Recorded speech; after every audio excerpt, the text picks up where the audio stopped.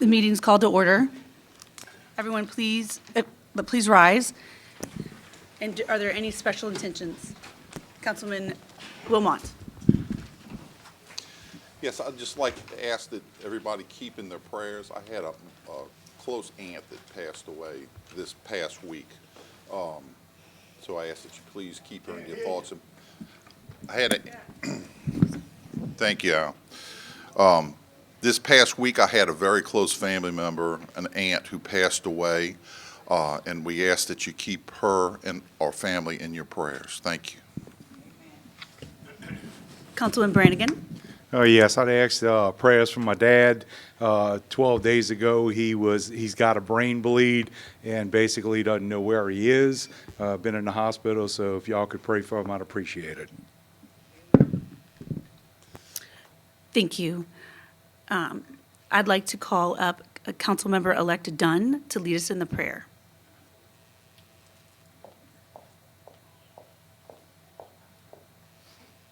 May we all bow our head. Our Father and our God, as we come to you this hour in the morning, we just want to come and tell you thank you for this day. We pray, dear Master, that as this council go forth in dealing with the business of this city, that you would be with them. Father, there were prayer requests this morning, asking you to look upon those of the family and the friends of Councilman Wilmot and Brannigan today, dear God, in the mighty name of Jesus.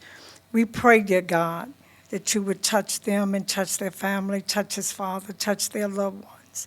Let us not forget about the ones that are dealing with the earthquake. And not only that, Father, remember us in this city and our community and our state that's going through the heat wave, for those that are out in the heat, that you would give them divine protection. And we thank you today. And dear Master, we thank you for the blessings that you will bestow upon this city. But one thing we pray for, and that's wisdom, knowledge, and understanding to move this city forward. We ask in our Lord and Savior name, amen. Councilmember Hayes, would you please lead us in the pledge? I pledge allegiance to the flag of the United States of America and to the republic for which it stands, one nation, under God, indivisible, with liberty and justice for all.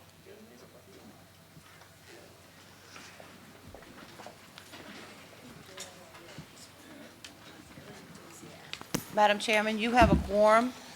Councilmember Brennan is absent. In accordance with Council Resolution Number B14550, please be advised that all cellular telephones and other devices of this nature must be deactivated or silenced throughout the council meeting. Madam Chairman, I've received a request to change the order of business to take item 13E at the beginning of the meeting. I have a motion by Councilmember Carroll, seconded by Councilmember McKinney, to change the order of business. Council members, please vote. Councilman Hayes? Yes. Brannigan? Yes. Brennan? I'm sorry. McKinney? Yay. Wilmot? Yay. Carroll? Yay. Segura? Yay. Motion passes 6-0.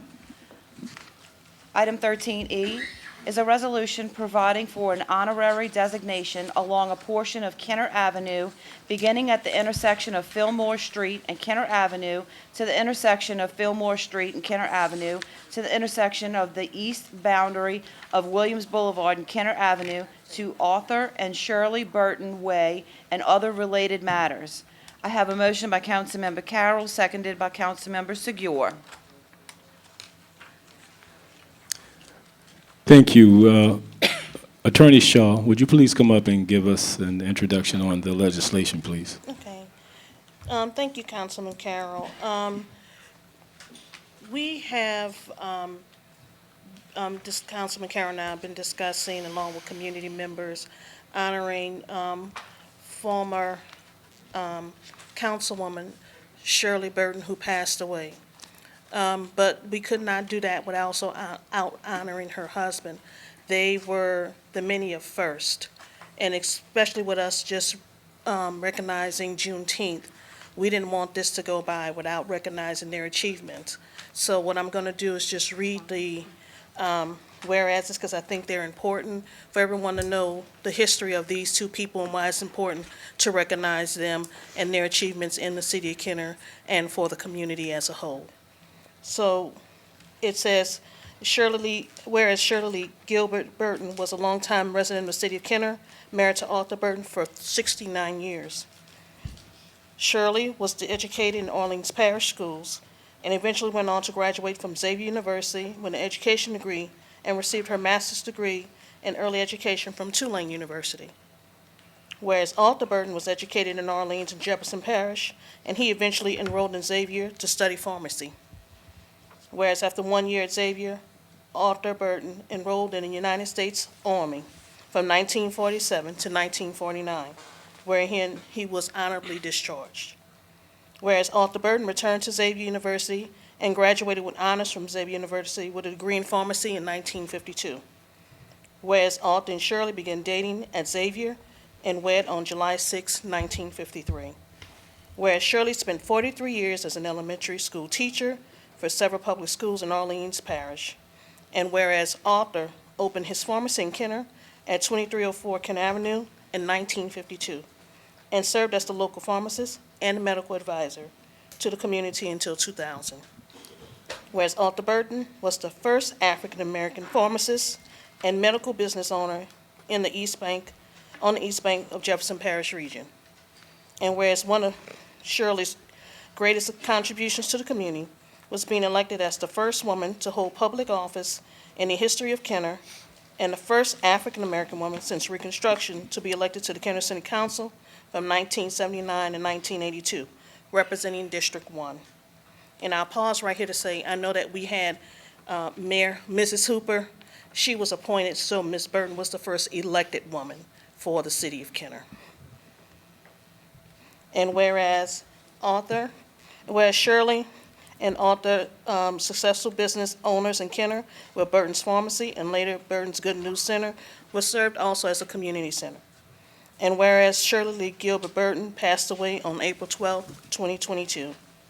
And whereas Arthur and Shirley Burton served the citizens of the city of Kenner and the parish of Jefferson in an exemplary manner, and their leadership and dedication brought many significant improvements to the community as a whole, especially the African American community. And whereas Shirley Burton and Arthur Burton's contributions and dedications as public servants should be recognized by the city of Kenner. And I thought that it was important that we recognize this because in the face of many adversities, they overcome many obstacles, becoming the first and trailblazers in the city of Kenner, becoming successful business owners and still serving their community. And I think that's so important that we all as public servants follow their lead. So we wanted to bring this to everyone's attention in the city of Kenner and to honor their achievements by naming Kenner Avenue from Fillmore to Williams as the Arthur and Shirley Burton Way. And Councilman Carroll and I have been talking about this for a while. We should have had it on last agenda, but it's here now, and Mr. Burton is here. So we just want to thank him and recognize him for all of his achievements. And Attorney Shaw, before I make any comments, can you just elaborate a little bit more on the actual legislation as it relates to businesses, homes, and addresses and all of that? That's correct. Because this is an honorary designation, it's not going to be necessary for any businesses to change their address. It's just going to be a designation above, like we did with John Laverine Way, just to put above the street signs, recognizing it as to honor Mr. Burton and Ms. Shirley Burton for their achievements. Thank you, Attorney. And there's not a whole lot more I can add to the attorney's comments about Mr. Burton and Mrs. Burton, and I'm not going to try to because their life speaks for itself. I will say that as a young black boy in South Kenner that had firsthand knowledge with Mr. and Mrs. Burton, to be able to go to their pharmacy, and when I say pharmacy, it's an understatement, because it was our Walmart, that store. Mr. Burton was a nurse practitioner before they were nurse practitioner. He not only served prescription medicine, but advised and supported individuals in the community who did not have the means, the logistics, or anything to get to a hospital. he was that guy. So all the things that he's done, we appreciate it. I appreciate it. I appreciated Ms. Burton more on the level of a disciplinarian, a teacher, and never let you forget that. You know, we call Councilwoman Irving's Wilma because that's, as a little kid, that's what we call her. We would never call Miss Burton Shirley. We would never. That just wouldn't happen. You would call Mr. Burton as a respect because that is what we deserve for them. They are the icons in our district, in the city of Kenner, not just District 1, that everyone should be proud of. So I'm glad to be part of this. Thank you, Attorney Shaw. Thank for all the people wanting to do this because Mr. Burton and Ms. Burton, you know, they're a team, 69 years. Think about that. That is a long time to be with someone. That is a long time to love and to appreciate, to support, and to receive all the things. And not only that, give back to us. And I often say Mr. and Mr. Burton never had children biologically of themselves, but we were their children. I don't know if they could have done it if they would have had kids and all of us in there all the time. So, you know, Mr. Burton, we appreciate all what you've done to us. You have helped us going forward with all of our endeavors. No matter where we go, we can take that learning all over the world and apply it from this little town in Kenner. So thank you very much. I think it is fitting, and I would ask for my colleagues' support on this for Mr. and Mr. Burton Way in the city of Kenner, historic Rivertown, District 1. Thank you, sir. Thank you.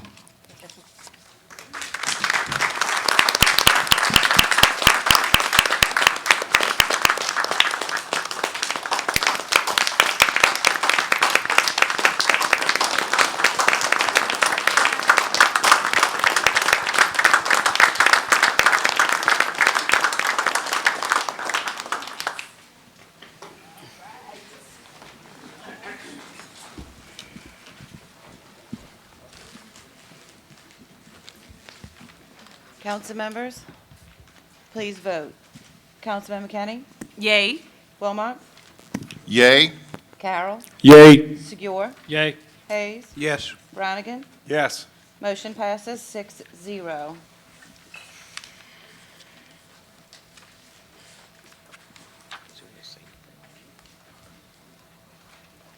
Madam Chairman, I've received a request to change the order of business to take item 18A at the beginning of the meeting. I have a motion by Councilmember McKinney, seconded by Councilmember Brannigan to change the order of business. Council members, please vote. Councilman Brannigan? Yes. McKinney? Yay. Wilmot? Yay. Carroll? Yay. Segura? Yay. Hayes? Yes. Motion passes 6-0. Madam Chairman, I've also received a request for a one-meeting deferral on item 18A. Have a motion by Councilmember McKinney, seconded by Councilmember Brannigan for a one-meeting deferral. Any discussion? Council members, please vote. Councilman McKinney? Yay. Councilman Wilmot? Yay. Carroll?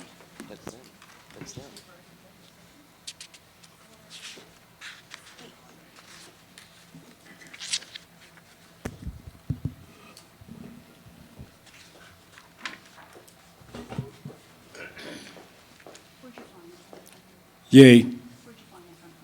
Councilman Segura? Yay. Yay? You said I yay? guess I lost track of what we were voting. We voted to take it out of order. Yeah. Now we're voting to defer it. Yes, sir. Natalie, Yes, sir. can Deborah weigh in on a few Wait, things? I'm sorry, is this Do you executive want- session? This is executive session we're talking about? We've already Yes. started voting. Yes, we have. Yes. Sir. Okay. Just a comment. Councilman Hayes? Yes. Brannigan? Yes. Motion passes 6-0 for a one-meeting deferral on item 18A. Next, we have correspondence, reports from the mayor, CAO, or department heads. Yeah. Thank you. May I? Yes. I'm sorry, did we just defer the executive session Yes. Yes. that we had Yes, ma'am. scheduled last time, but said, and people showed up for it last time, but because we couldn't get it on the supplemental, we deferred it to this time? And then we had people fly in from out of the state to be here to provide information to you. So I just want to make sure I understand that, because we misrepresented to these folks who spent their own money to get here that they were going to have an opportunity to speak to you. They can come back next time too and speak, but there's nothing that's happening today other than giving you an update. So there's no harm in letting the people who flew in from out of town to give you an update actually speak to you. So I would request a reconsideration.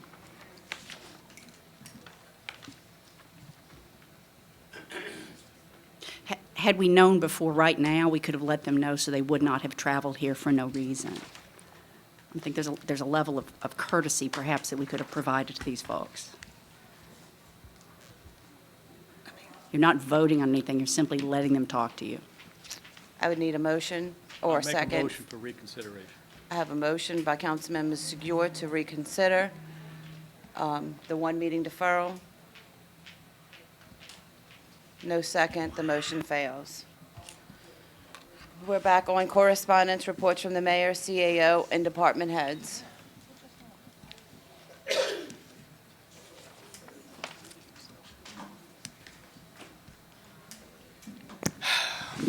Real quickly, starting every Friday night, Mark Glorioso and Heidi Glorioso, and along with everyone else in the Rivertown area, we'll be doing Friday night, July 1st will be the first one. Laser shows, 7, 8, and 9. Some of the shows are new. It's every Friday night in the month of July. I want to thank Rejoice for their celebration this past weekend with Juneteenth. Two of the ladies that were very involved were Rena Edwards and her mother Deborah. Was out there early Saturday, not early, but right before it started on Saturday morning. Looked like they're going to have a good crowd, so I'm assuming, and I'm sure Councilman Carroll will weigh in on a few things, the crowd got better as the day went on. So I want to thank them for putting that together. And just in closing, happy 4th of July to everyone. That's it.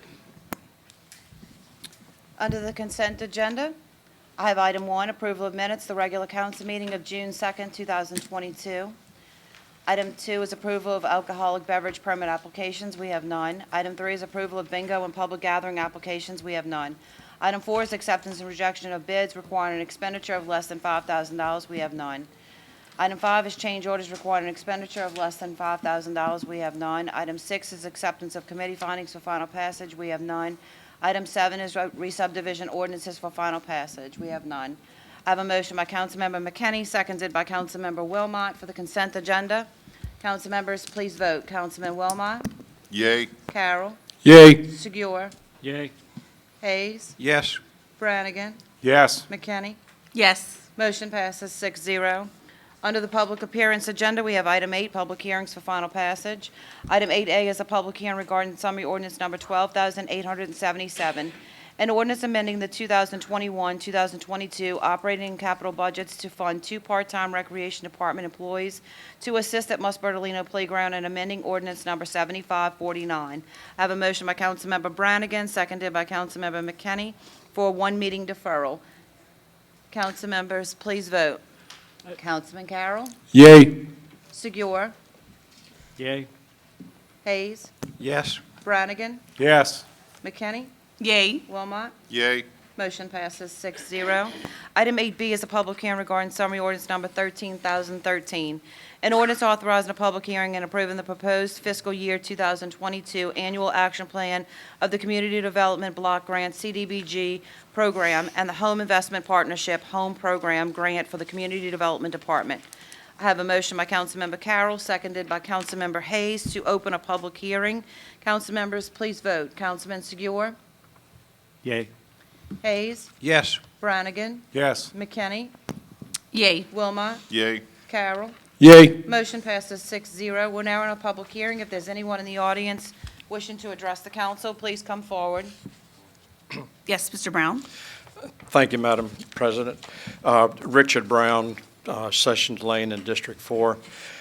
I'm here not to speak for or against the merits of item 8B, but I have one concern about it, so I guess I'm opposed to it as written. And the same thing will apply to 8C, and also some items for first reading. And that's a provision that's near the end of the ordinance, probably the last provision, that says in the future, the budget, the action plan can be amended by resolution rather than by ordinance. And things of this sort, I think, need to be, they need to be adopted by ordinance. I think they need to be amended by ordinance. Somehow, within the past couple of years, the city has gotten into the habit of providing that contracts can be amended by resolution after they're adopted. And unless I got confused as to what I read, the actual ordinance at 8B, one of the last provisions says that future amendments can be made by means of resolution rather than by ordinance. That's bad, folks. That takes away transparency. It does away with the requirement of prior notice. It does away with the requirement for a one-meeting layover. Resolutions can be adopted at the same meeting at which they're introduced. They can be put on the supplemental agenda where the council members and the public only get 1 day's notice. They can even be introduced from the floor. You as council members, I would think, would want that one meeting layover period in order to give thought to amendments as to whether you want to do it. That you would not want it sprung on you, by the administration, because these things are usually put on here by the administration. I would think you would want a one meeting layover, and I request that the actual ordinance in 8B be amended to strike the provision that says future amendments can be done by means of resolution. Thank you. Any questions? Thank you, Mr. Brown.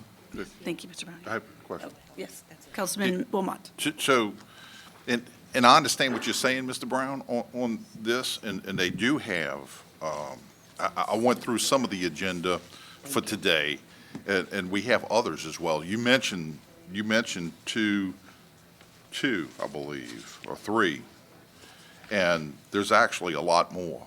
There are several. Yeah, there's several. So it is concerning because sometimes these things can come back and it's going to be done by resolution, and we're talking about a significant change in the contract or whatever it is, the piece of legislation.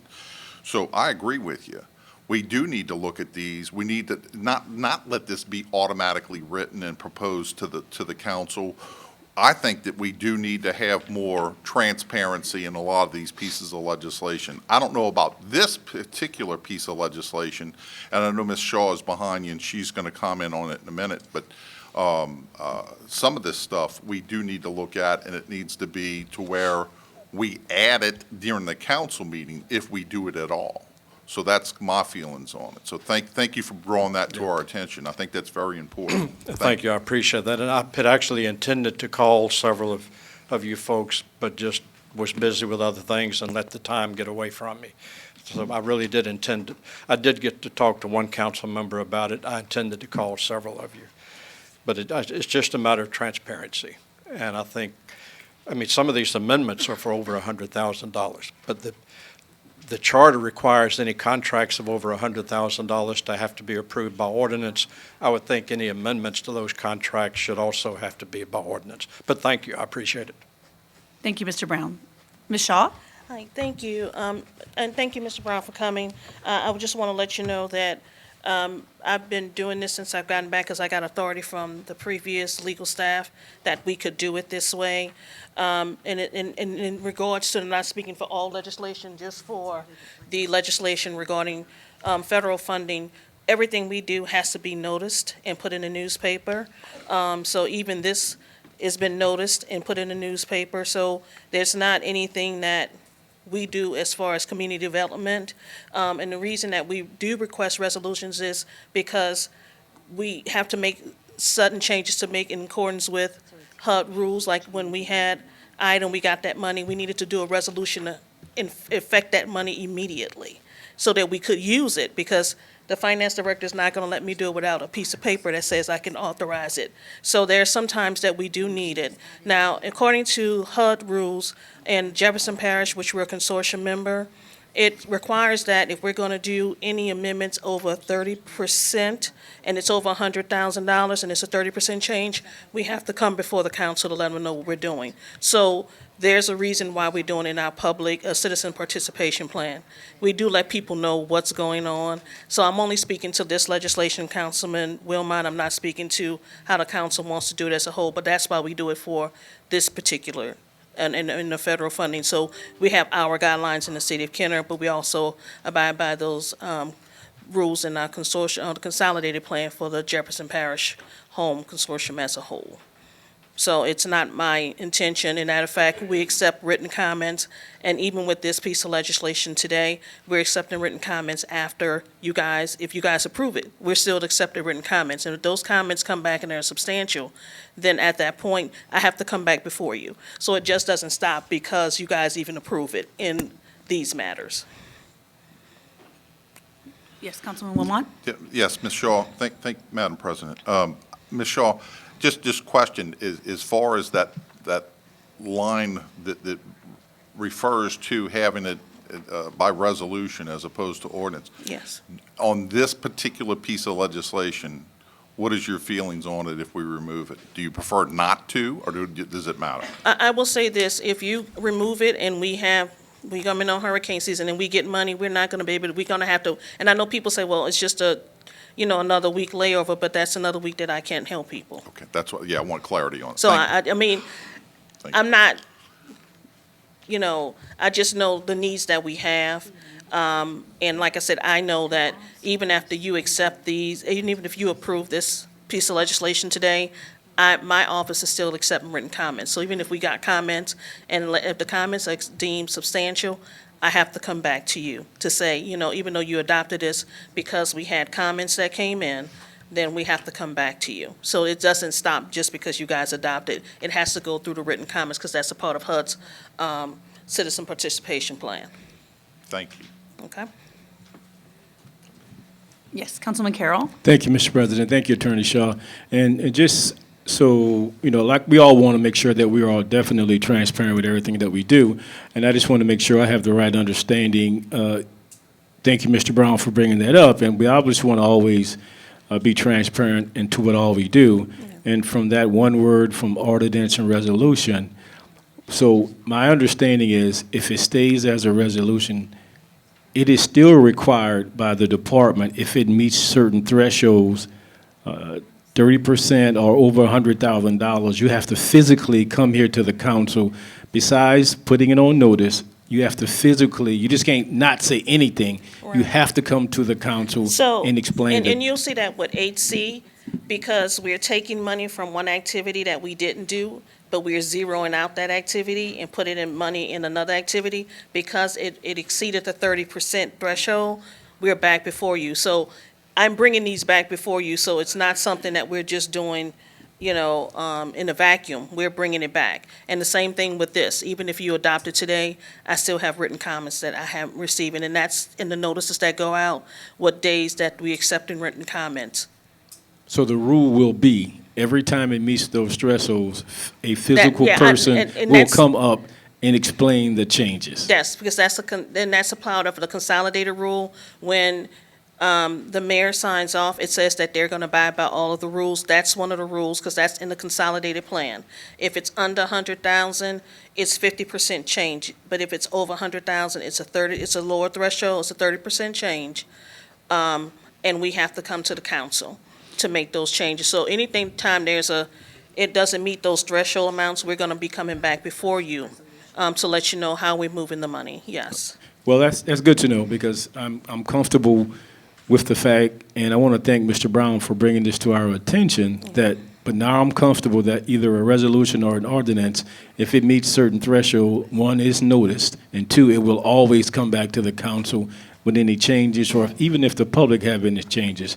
But to Councilman Wilmot's concern about other ordinance, you don't know about that. We don't know. So that should be something that maybe we should look into going farther. Going in the future, to make sure that we are doing all that we can to ensure that people feel we are not trying to just run it through. And let me say this: I'm just here for information.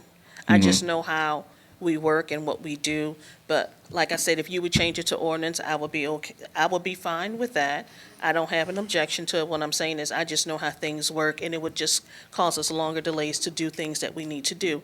But, and I'm not speaking to other legislation, Councilman Wilmot. So I'm definitely not speaking to other things that may come before. I'm only speaking to the legislation that's federally funded. And even considering even this legislation or legislations like this going forward, that is a conversation to have again, just to make sure. So even if, I am comfortable with this based on the information you told me, but I think all of my colleagues should look at this independently now and look at the ones that will be coming up today and this one to ensure we are doing it in the best way Yes. to do it. So Yes. I think I believe I will support this today and look forward to the future legislation to be as transparent as always and that we adhere to the rules and to our citizens as it relates to our monies. All right. Thank you, And Mrs. President. And just to give you, then this is just our annual action plan. We adopted, but we put into a system in actually Jefferson Parish submits it because we're part of consortium, and Jefferson Parish is the lead entity, so they're waiting on us to approve. Once we get through our written comment period, no substantial amendments, then we can go ahead and let them submit it on our behalf. So we're intending on submitting it sometime after the July 4th time period. And that way we'll be before the deadline, because HUD has a hard deadline, because if you don't submit it, you don't get federal funding. Okay? Any Thank other you. questions? Thank you. Thank you, Ms. Shaw. I have a motion by Councilmember. Oh, I'm sorry, Councilman Segura. Thank you, Council President. Mr. Brown, could you please step back up?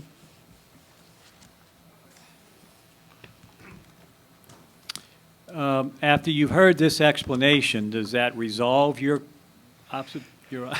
not opposition, but maybe opposition for this legislation? It lessens my concern, but it really doesn't alleviate it completely for a couple of reasons. First off, Ms. Shaw said that she has no objection to any change having to be by ordinance. She mentioned the possibility of having to take quick action after an emergency, say after a hurricane.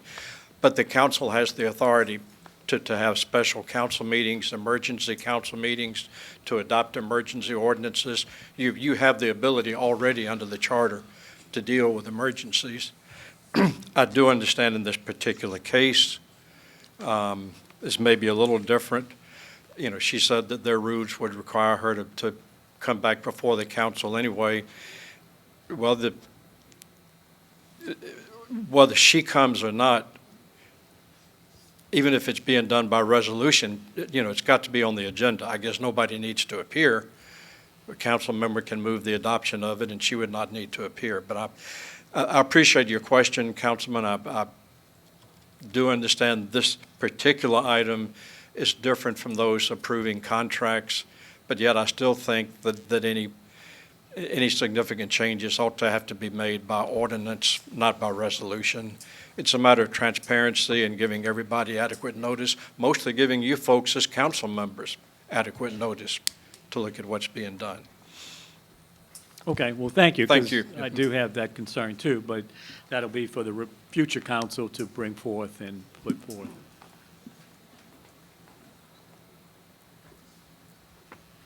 I have a motion by Councilmember Carroll, seconded by Councilmember Hayes, to close the public hearing. Council members, please vote. Councilman Hayes, Yes. Brannigan, Yes. McKinney, Yay. Wilmot, Yay. Carroll, Yay. Segura. Yay. Motion passes 6-0. I have a motion by Councilmember Carroll, seconded by Councilmember Hayes, for approval. Madam Chairman, I've received a request to amend the item as per Attorney Shaw. Attorney Shaw, could you clarify for me as the clerk, please? Will we add a whereas that reads HUD released the home consortium? Is that going to be added as a whereas to the Yes, ordinance? please. Okay. Yes. Okay. So the amendment will read as follows. Whereas HUD released the home consortia participating Members Percentage Report in June 2022 based upon the release of the numbers for the consortium. The new numbers for the action plan are as follows. 2022 Home Investment Partnership allocation in the amount of $266,472. General Administration, the amount would be $53,294. First-time home buyer assistance, the amount would be $213,178. I have a motion by Councilmember Carroll, seconded by Councilmember Hayes on the amendment. Any discussion on the amendment? Councilman Carroll? Thank you. So, Attorney Shaw, just from my understanding, we are now setting a precedence where this wasn't in there before. It is now amended. It's in there now. In the future, the breakdown of the changes will be added to the legislation. Well, what happened was we submitted the legislation so it could be there before the deadline. And then HUD released new numbers for the percentage amount because we estimated what the numbers may be because we get about 15% from home funds.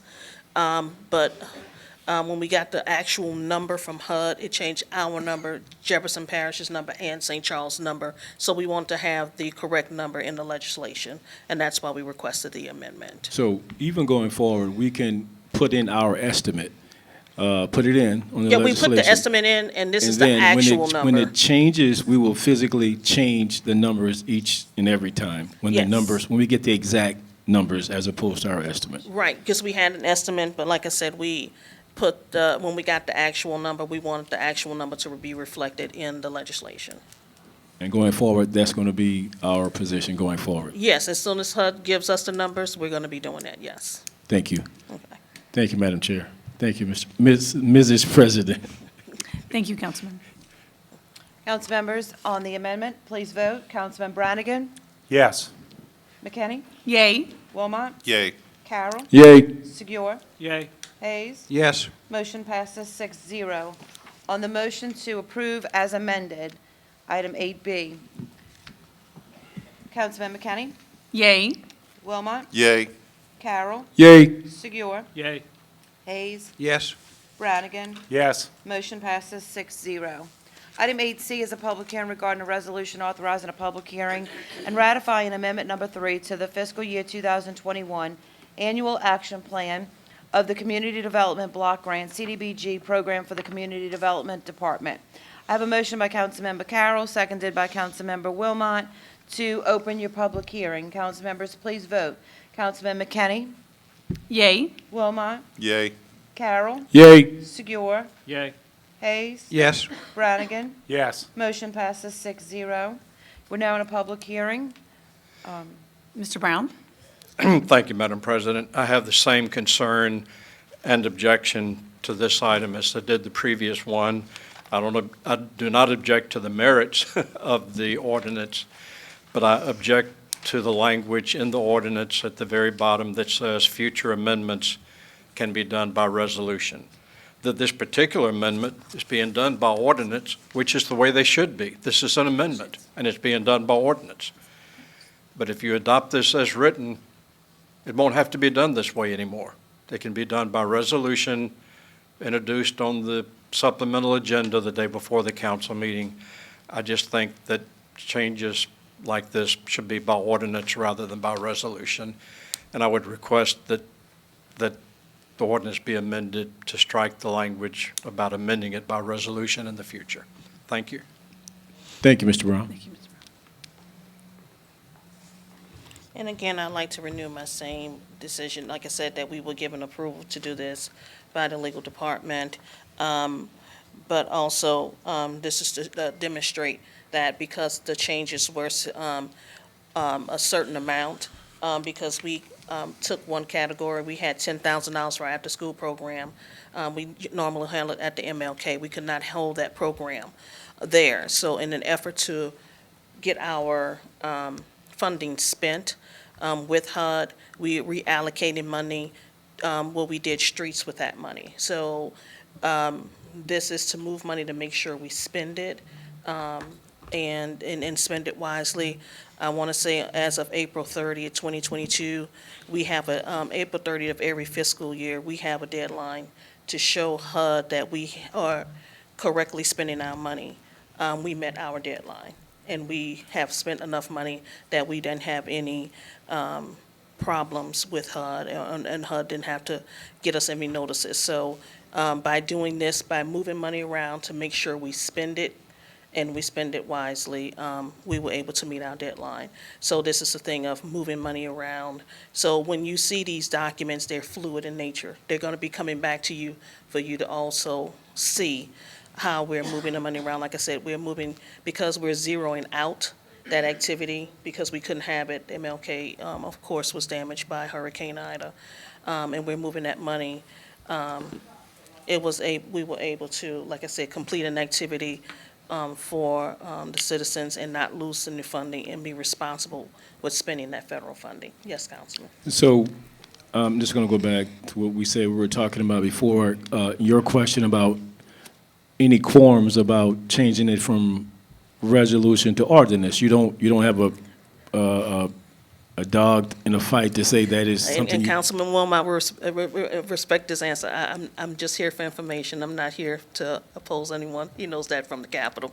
I'm not here to speak for it or against it.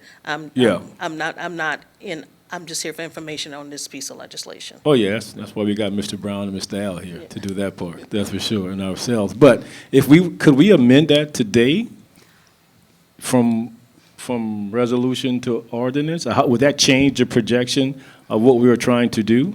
Or if we deferred it? If we did that, it has to be re-advertised for today's purposes. Well- Because it was advertised as a resolution. Since it was advertised as a resolution, it would have to be either you'd vote it up or down. Now, if you wanted to change, and I don't want to give a legal opinion, I'm sorry, we have an attorney here. I No, don't no. want to step on his toes. No, I'm not- I'm not here for that purpose. I got you. Listen, that's why I asked before with the change of projection. This is where we at today. Going forward, I do believe that is a conversation that everyone should have about the next time we have to do this. But I don't want it to have to wait, considering everything that we talked about. So we can adopt it as a resolution today, but to satisfy Mr. Brown's concerns, you can strike section 4. That says it can be done by resolution. You can just strike. Is that something that one of us have to put up the amendment to verbally say strike, or do we have to read all that out and, I'll ask Madam Clerk but I would motion. You have the acting city attorney here, so you can ask him. I don't want to step on anyone's toes. I'm not here as an attorney. I'm not using that title today.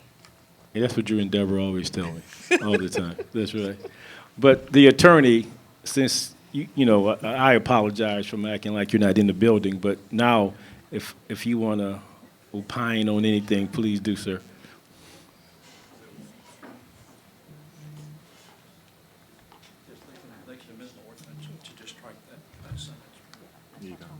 No, I'm not hearing you. Is the button on? What about that one, sir? Is that one working? This work. Mark, Mark, he's having trouble with a mic. The mic's on hot. Yeah, 1 out of 3. Oh, yeah. I think, okay, this one's There on you go. now. Yeah, so your question is, are we going to make a amendment to the current resolution, whereas you want to strike? Section 4. Section 4, correct? And the question is, can you do it here from the floor, or did you want, or, Yeah, that was my question. Can we do it from the floor, and will it stop the projection on us moving forward? Will it affect us having to re-advertise it again if we do that, as opposed to just voting on it the way it is right now? right, so an amendment to a resolution would be changing the resolution, so that would therefore trigger a re-advertisement. Yeah, thank you for that. And under those circumstances, I would be opposed to it this time. Obviously, I'm not trying to avoid anything. I think that is something we have to look at. But for today, with all the things going on, I could support this as well. Thank you, Attorney. Yes, ma'am. Yes, I just have a point of clarification. So if we amend any legislation, it has to be re-advertised? Is that what we might?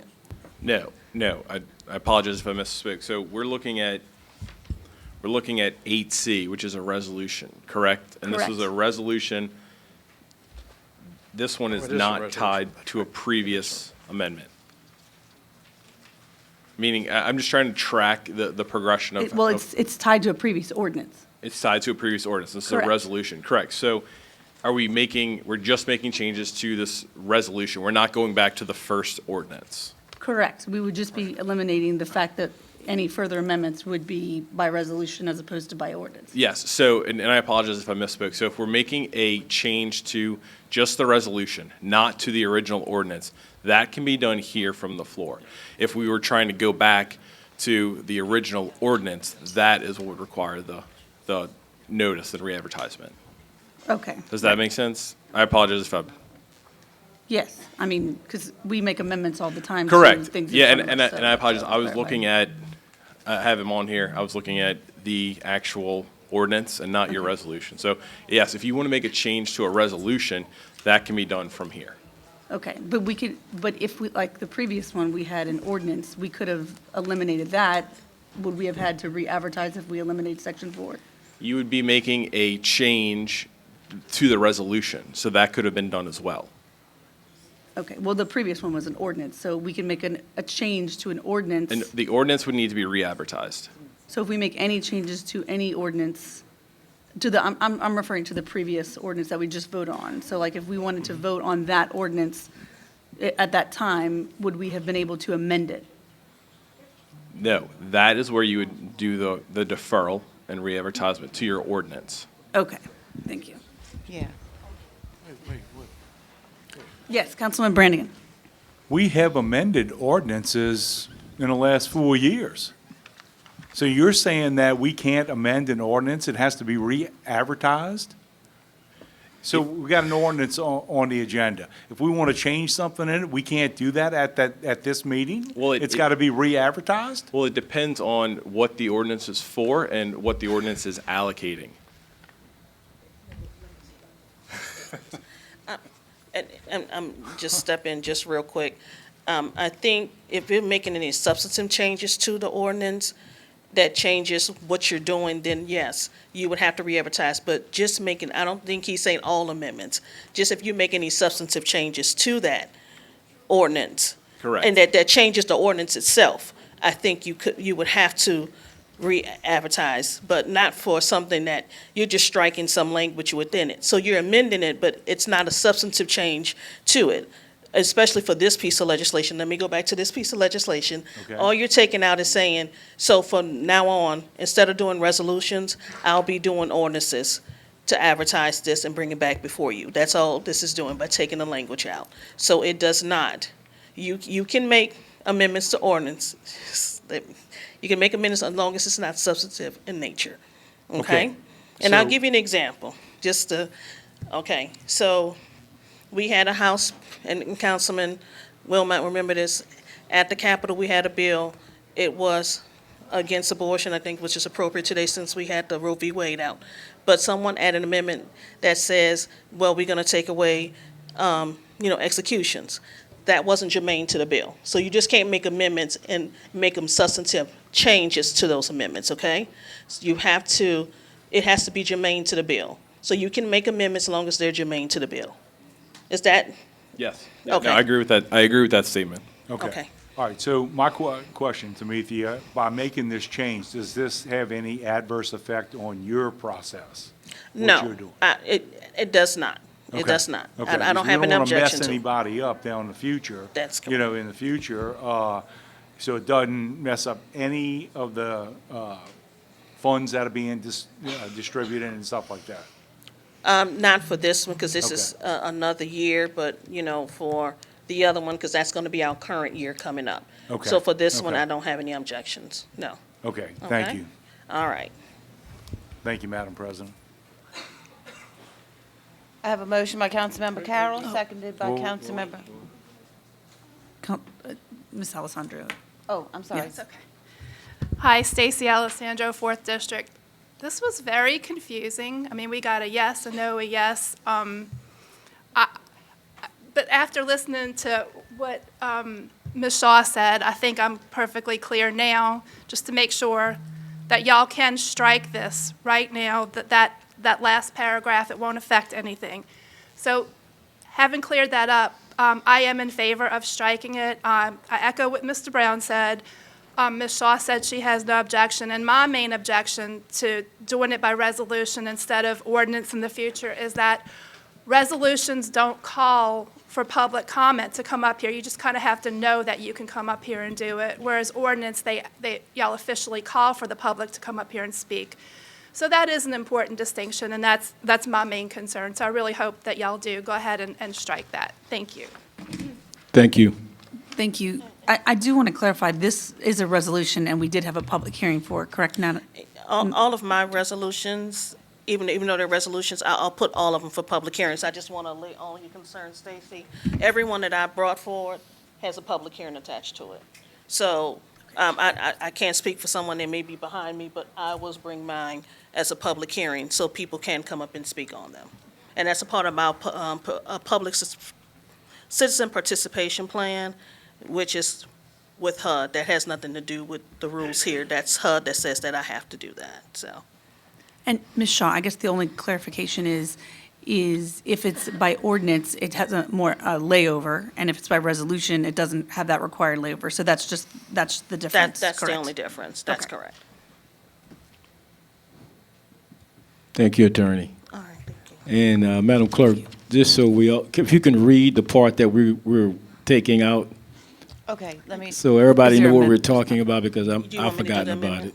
Or somebody to read it, the parts that's coming out. okay, let's close your hearing and Okay. then we'll proceed. I have a motion by Councilmember Carroll, seconded by Councilmember Wilmot to close the public hearing. Council members, please vote. Councilman Wilmot? Yay. Carroll? Yay. Sugiur? Yay. Hayes? Yes. Brannigan? Yes. McKinney? Yes. Motion passes 6-0 to close your hearing. I have a motion by Councilmember Carroll, seconded by Councilmember Wilmot for approval. I have a motion by Councilmember Carroll, seconded by Councilmember Wilmot, to amend the item.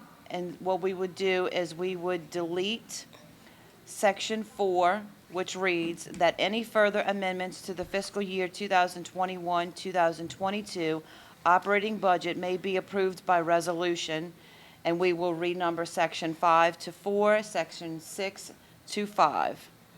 And that is an motion of Councilmember Carroll, seconded by Wilmot, in the form of amendment. Any discussion on the amendment? Attorney, you good with that? Attorney, Mrs. Attorney Shaw, you good with that? I'm good with it. I am.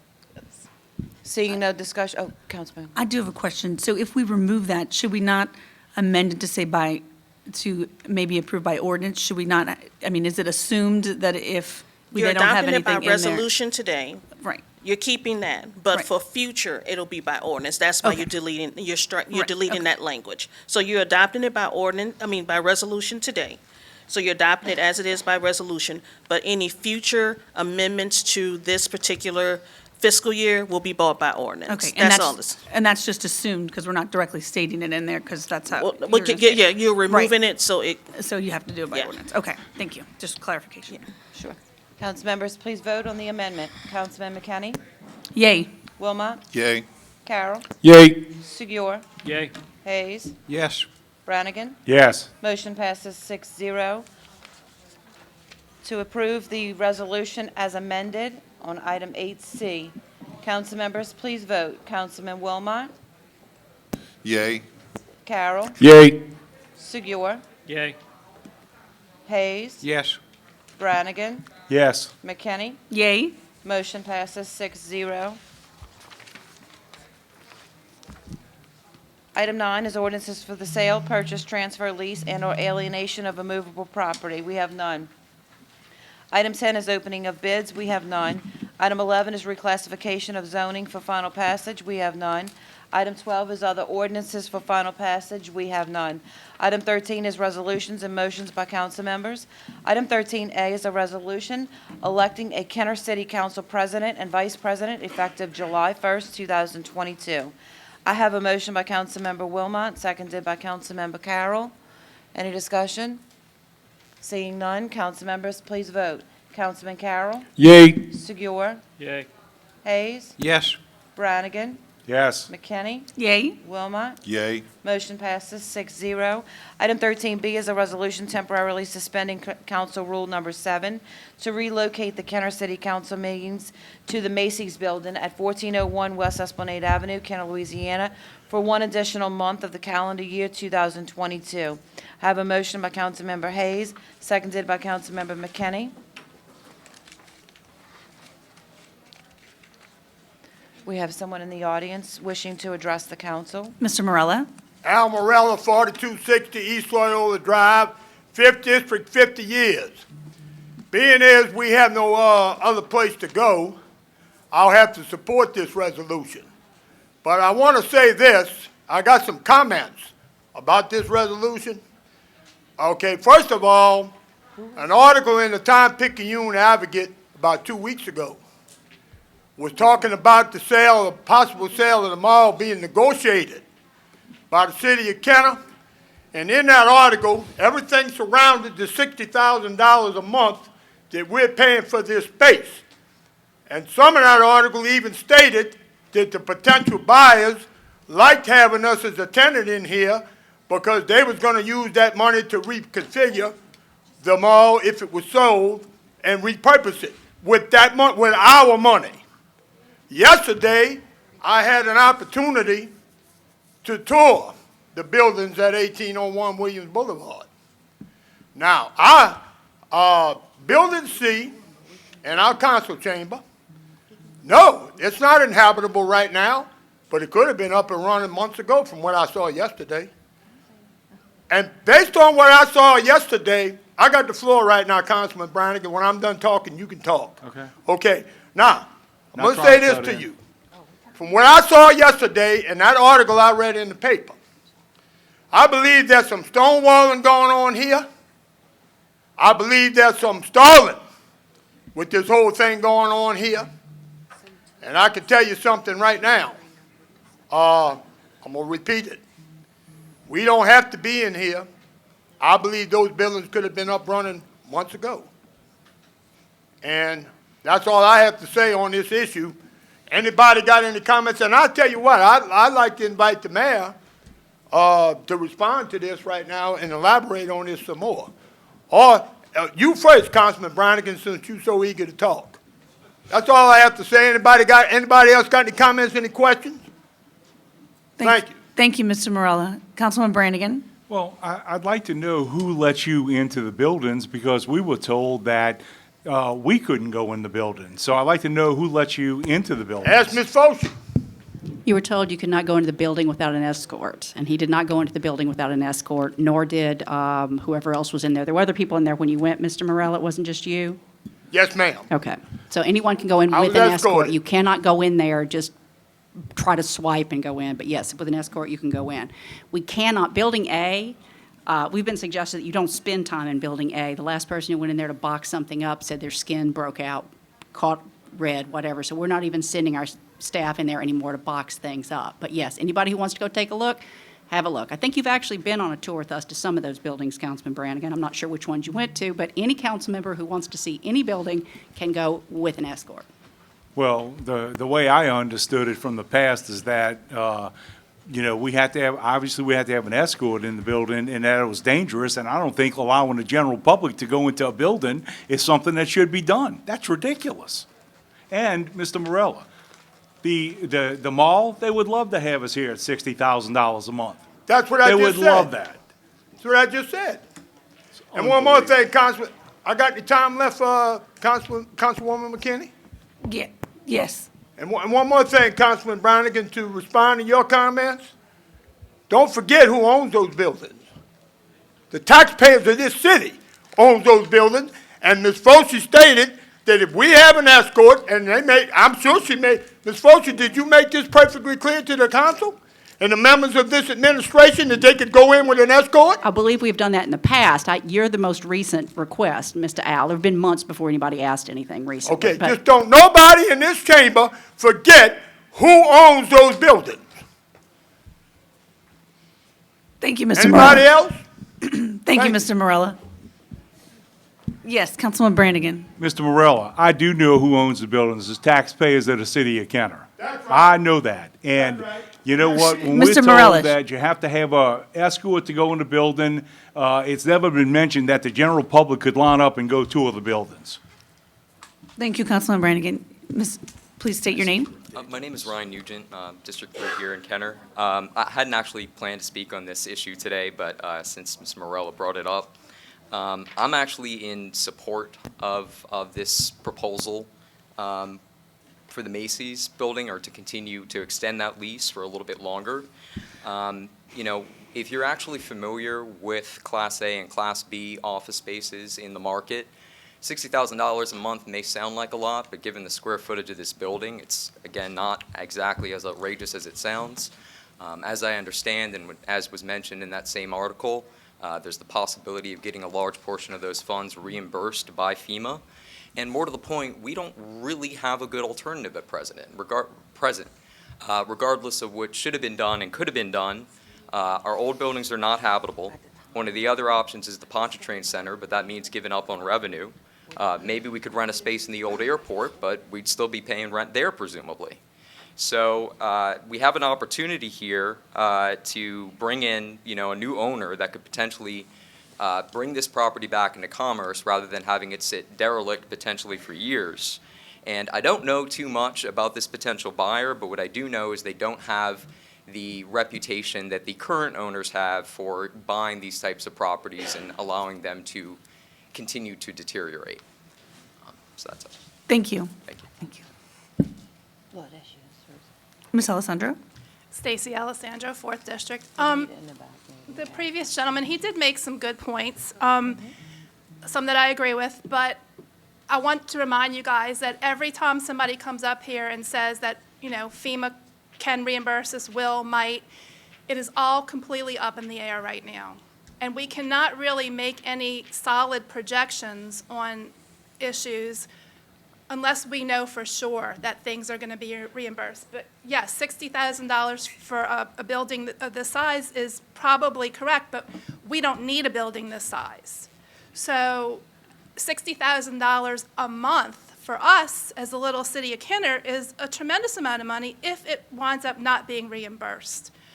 As to Mr. Morella's point and Councilman Brannigan's point, I was always under the impression, and I want to be corrected if I am wrong, that Building C, nobody could go in there. It was dangerous to be in there. There was mold, there was mildew, there was this and that. I've always been under the impression that it was dangerous to go in there. And it seems like you guys were under that impression as well, that maybe you could go in there with an escort, but it's so dangerous, don't even do it. And now what has changed? Suddenly, that members of the public are just going in there and being able to see it, which is great. I'm glad Mr. Morella was able to do that. But what has changed? I mean, is the building so safe now? Why are we having council meetings there if it's so safe that the general public can just come and go? Yes, with an escort, but it's safe to be in there. The ceiling's not falling down. They're not going to get sick from mold. I mean, I'm just so confused on this. And I don't know, I'm just very confused on this. And I guess my question is, what has changed to make that building safe for people to go in it? If nothing has changed, then it's been safe all along. Thank you. Thank you, Ms. Alessandro. Yes, Councilman Carroll, sorry. Thank you, Madam President. And I'd like to thank Mr. Al and the young man that came up today, and Ms. Alessandra, for coming in today. And as everyone knows, my position on the building is perfectly understood to everyone. But I will say that I will be supporting this 1 month that we have to do, because I have had conversation with the elect administration that they are committed to getting in after a month to move in other locations that I believe that we'll be able to accommodate with our city structure. So I think it's only fair to give them a month to be able to put that plan together. All of the things that people have done to support the administration, particularly here, I've never been against it. I just had a different opinion, and I'm not always right. Sometimes I'm wrong. So I can appreciate the safety and everything that people have that when they come to work. But I do believe that the amount of money that it is costing us, if we can save that to be able to allocate resources and individuals for our buildings within the next 30 days, I am confident that that this will happen, and we will be out of here accordingly. So I look forward to supporting this. Thank you, Madam President. Thank you, Councilman. Councilman Brannigan.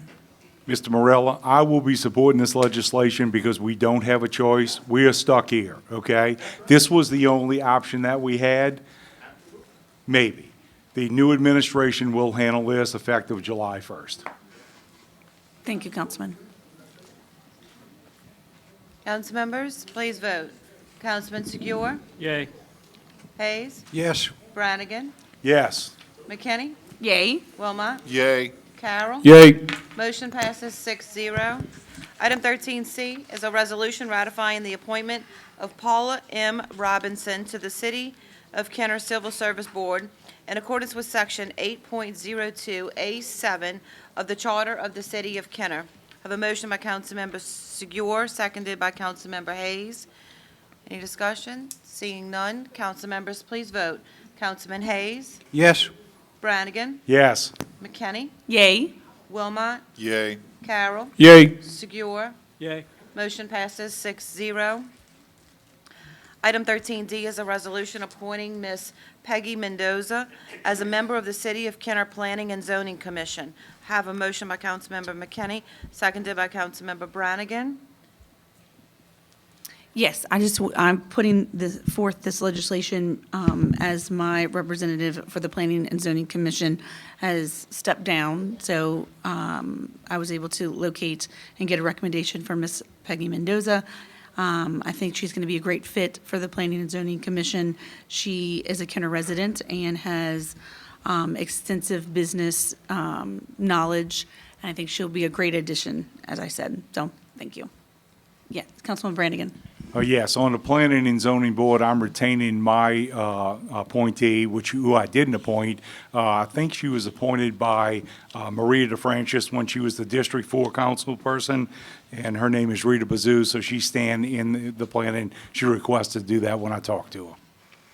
Thank you, Councilman Brannigan. Council members, please vote. Councilman Brannigan? Yes. McKinney? Yay. Wilmot? Yay. Carroll? Yay. Segura? Yay. Hayes? Yes. Motion passes 6-0. Item 13E was taken at an earlier juncture in the meeting. Item 13F is a resolution urging the Department of Community Development, Planning, and Finance to conduct a study regarding the use of adjudicated properties for affordable housing and zoning options for substandard lots and other related matters. I have a motion by Councilmember Carroll, seconded by Councilmember Hayes.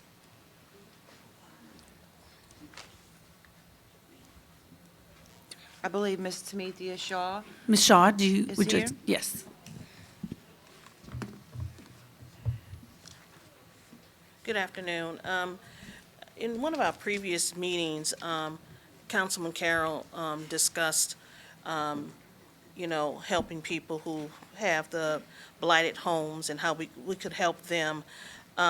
So we started talking about adjudicated properties. So this was something also we had discussed before, and I explained to him in Jefferson Parish, what we did was we took, for instance, the properties in Shrewsbury off the adjudicated tax rolls so that we can use them to develop affordable housing.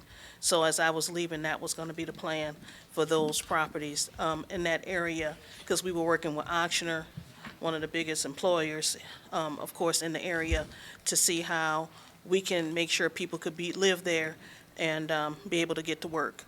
So looking at adjudicated properties in the city of Kenner, because we're slated to receive over $800,000 from CARES Act funding from the American Rescue Plan. However, we have to do a plan with Jefferson Parish, with St. Charles Parish before, and it has to be approved by HUD before we can get the money. So we're looking at ways that we can spend that money and spend it that it goes directly to the citizens, developing affordable housing. Of course, it's a necessary. The city of Kenner has less than a 10% vacancy rate, which means that as far as having vacancy, because so many buildings were damaged after Hurricane Ida in our area. We just don't have anywhere for people to stay, let alone affordable places for people to stay. So we're looking to see if we can take property, develop either, single-family housing or, whatever we can do, whatever zoning options are available to us. So that's why it's important to work with community development, planning, and finance to do a study to see what are the options for affordable housing, how we can use that money, and make sure, like I said, it goes to help the citizens. Yes, thank you, Ms. Shaw. Councilman Carroll? Thank you, Madam President. Thank you, Ms. Shaw. Thank you for that information as it relates directly to the citizens of the city of Kenner.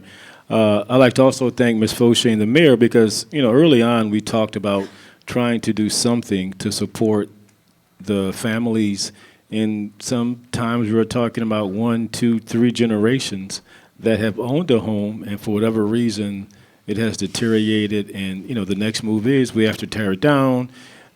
This is a seller's market, so it will be easy just to be able to knock it down and sell it. Someone's going to buy it, but I think it's our responsibility as elected officials and administration and even community development to do what we can to support people. Particularly now, it is outrageous what people have to pay for rent.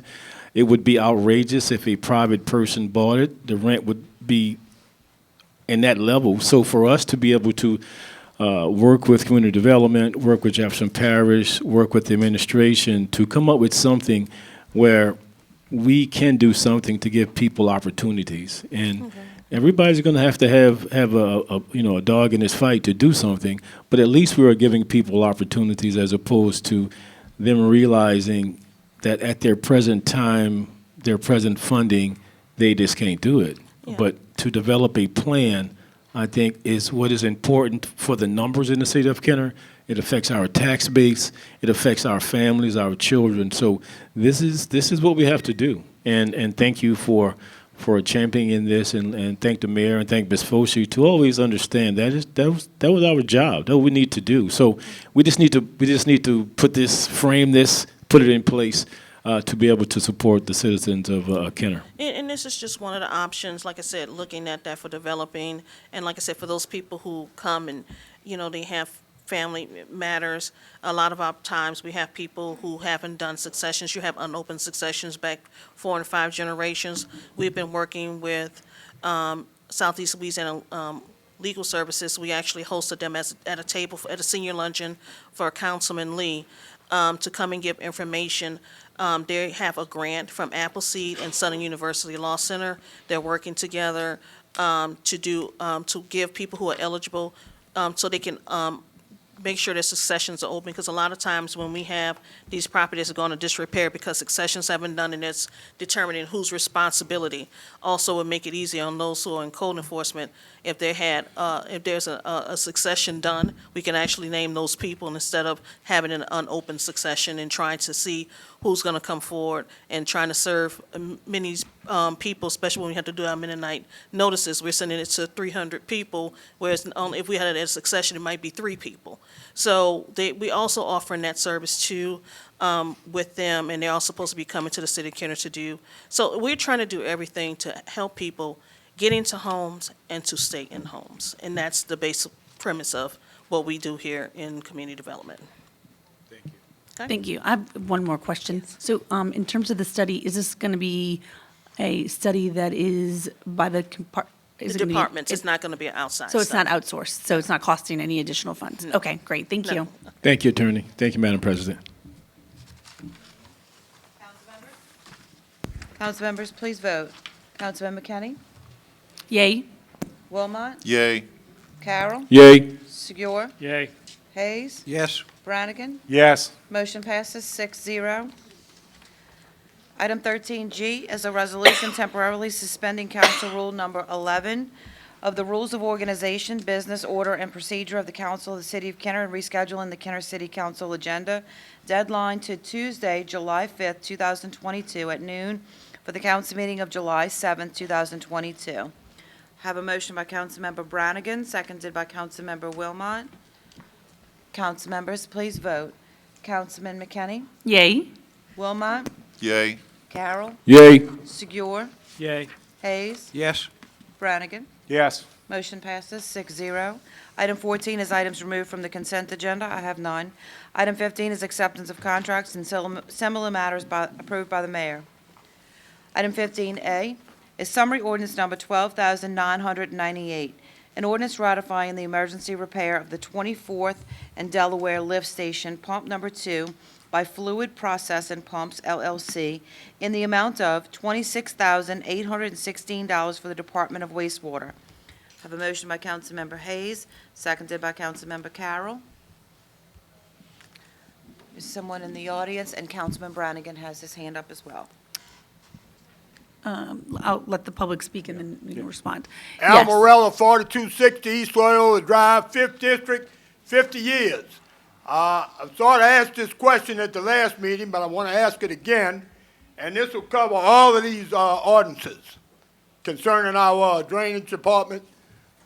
I'd like to know how many times these pumps and these lift stations, how many repairs have been done on them since 2014, when the $80 million bond issue was passed to upgrade and repair our sewer system. I want to know how many times in the last 8 years these pumps have been repaired, and has any of that $80 million went toward these repairs when that bond issue was passed? My name is Kathy Shackay. Yes. And I do have a question as well. We talk about all these funds and how everything is going to be taken care of. That's my councilman, Mr. Hayes. I didn't even know that he still lived today, personally. If you take a look at what I've got, situation with water that has come all over, they just recently tore up my driveway. Now, I don't plan on putting the funds together because I had to beg them to come out to take care of water that is running straight down, that has been a continual thing. If you go through Green Lawn, you will notice and see all down the street of Connecticut, the 3600 block, you go on Colorado, the 3700 block, there is water that is just flowing all over because these repairs have never been made. It's a Band-Aid. They come in and they take a little dig at one thing and put a Band-Aid on it, and then you're months and months down the way waiting for it to be repaired. The street over at 40th in Connecticut has been torn up for a year now. Everyone is so disgusted on whether it's going to ever be repaired. You know, there are funds that are allocated for everything. Where are the funds that are allocated to take care of the people that are paying for their taxes and that are struggling right now in this economy? Everything has already been approved for the sewer services renewal. All of this has been taken care of, and I'd like to know what is happening. Are we paying attention to this, or is this just something in void? Thank you, ma'am. We're actually specifically talking about the emergency repair on there, but you can talk to one of us or Councilman Hayes or either Councilman Wilmot or Councilman or me after the meeting, and then we'll get in touch with you on that. Thank you. Yes, Councilman Brannigan. Ms. Massoni, Yes, sir. I'm assuming all of this stuff has been done like the last meeting? Yes, all of these repairs, A through I, the repairs have been completed. It was all in this fiscal year. And just to give you a background, in the city, we have 80 lift stations and some that are, lift stations at like public field works yard and things like that in the city that doesn't serve the public, but just the city buildings. So we have approximately 170 pumps, 170 motors, 170 valves, 170 rotating assemblies. So this is just a small, minor, these repairs of the number of repairs that it could be. Okay, thank you. Thank you for getting it done, and thank you, Hubert, for being there, too. You're welcome. Thank you, Ms. Mazzoni. Thank you, Councilman Brannigan. Hey, Oh, I'm sorry, Councilman Carroll. thank you, Madam President. Ms. Fauci, would you assist, because I know I've done it a number of times, distinguishing between water and sewer for the city of Kenner. And listen, people see water, think water, and they automatically think the city of Kenner. If you or the mayor can just, address that, the difference between what we do and what the parish is responsible for. Yeah, and I'll let Ms. Foshee do that, but I think what the lady was saying was that we're doing this, and we still have this other problem. So I've already, just so you all know, I've already sent Kenny Melvin over to her to talk to her, but Ms. Foshee can still do that, and I appreciate that, but I think she's just saying, we're doing this, what are we gonna do about, Yeah. And rainwater? And thank So- you. And I just wanted to, I'm sure Ms. Foshee was going to Yeah, I flow know. into that. Right, I just want wanted y'all to to know. distinguish that so people can know. Exactly, Yeah. and I just want y'all to know, though, that Kenny Melvin's already speaking to the lady right now, and it will be addressed. Thank you. All right. So as a simple lawyer, I was just asked, is there a difference between sewerage and water? I think I understand that question. Okay. Yes, sir, we have sewer, we have water, we have drainage. There's a variety of ways that water could end up in the street. So without knowing exactly what's going on in the lady's street, I can't really say, but I suspect it's water. But whether it's water or sewer or drainage, whether we're the ones responsible for fixing it, or if it's the parish, we're still responsible for getting the information to the parish. So at this point, Ms. Kenny's over there talking, and we will get some, if it's water, it's the parish, but we will get the parish out. Yeah, and it starts with us because, the people who live here, pay taxes here. And I'm just glad that, because people always ask about that. If it's water, not knowing all the situation, we have to notify the parish about water. If it's drainage and sewage, it immediately starts with us. But I think this lots of time and people just get it confused. But obviously, this applies to not only the lady that spoke about her challenges, but the whole city. So we all are under the same rules, the same circumstances when things happen. So this is for all of us having to do with it. So thank you for those comments. Of course. Yes, Mayor Zahn? And I think a little more in detail, Councilman Carroll, is, we handle the wastewater, which means anything inside your house. We don't handle the running water, the parish handles that. So there is a difference there. And also with hurricane season coming up, it's probably a good time to say, our job is for it to go into the street, get into the drains, and get it to the canal. The parish takes it from that point on. So good reminder for everybody right now is when the canal is high, it's the parish's responsibility to pump that water out of the canal to the lake. So I don't think that's a bad thing to remind everybody, because this is your last chance and my last chance to do that. With hurricane season coming up, that is where the parish steps in. But, and we do, look, we will be, I'll speak with Kenny about looking at drains right now with the upcoming hurricane season, we're in it now, to make sure those drains are clean. Yeah, thank you. And thanks for those comments. And listen, we have a fantastic case 76. All of your comments and concerns and things that we can do to improve, I'm sure we can use that to educate everyone, all of us, particularly during this hurricane season.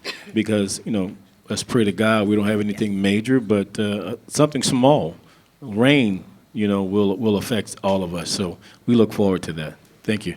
Yes, and I just want to recognize that in these instances where we have water issues, there's also the QSEN system, which goes directly to Public Works in wastewater to research those items, and citizens can utilize that and report their own issues and track them themselves. So that way, they have, the citizen actually has the accountability. So which is a great opportunity for you, everyone as citizens. Yes, ma'am. Are you commenting on The water. Okay. Okay. Anna Franklin, 2733 Tifton Street in Kenner.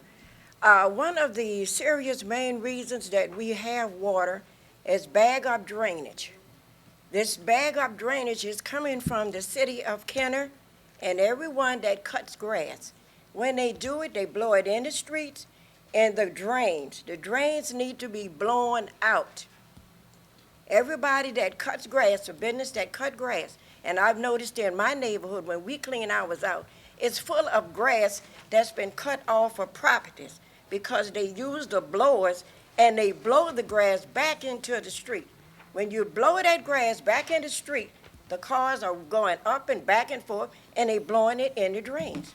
So the main thing of it is when they're cutting grass, something needs to be done with them. They can continue to use their blowers, but they're gonna have to take the time to blow it in a pile or whatever and put it in a container and find somewhere else to dispose of it.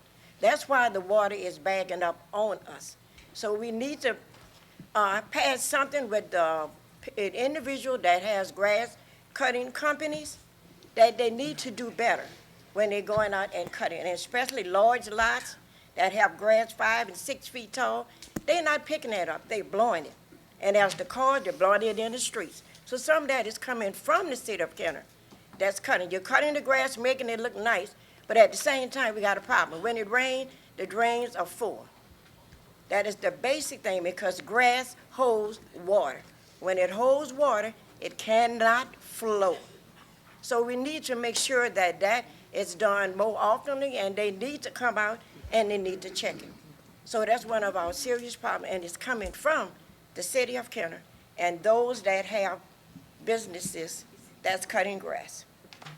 So we need to do something to help to maintain that, and we won't have as much. And we need to see more people out that wants to clean out the drainage, because in certain areas, we have the neighbors that goes out and use their blowers to clean out the drain to help to protect ourselves.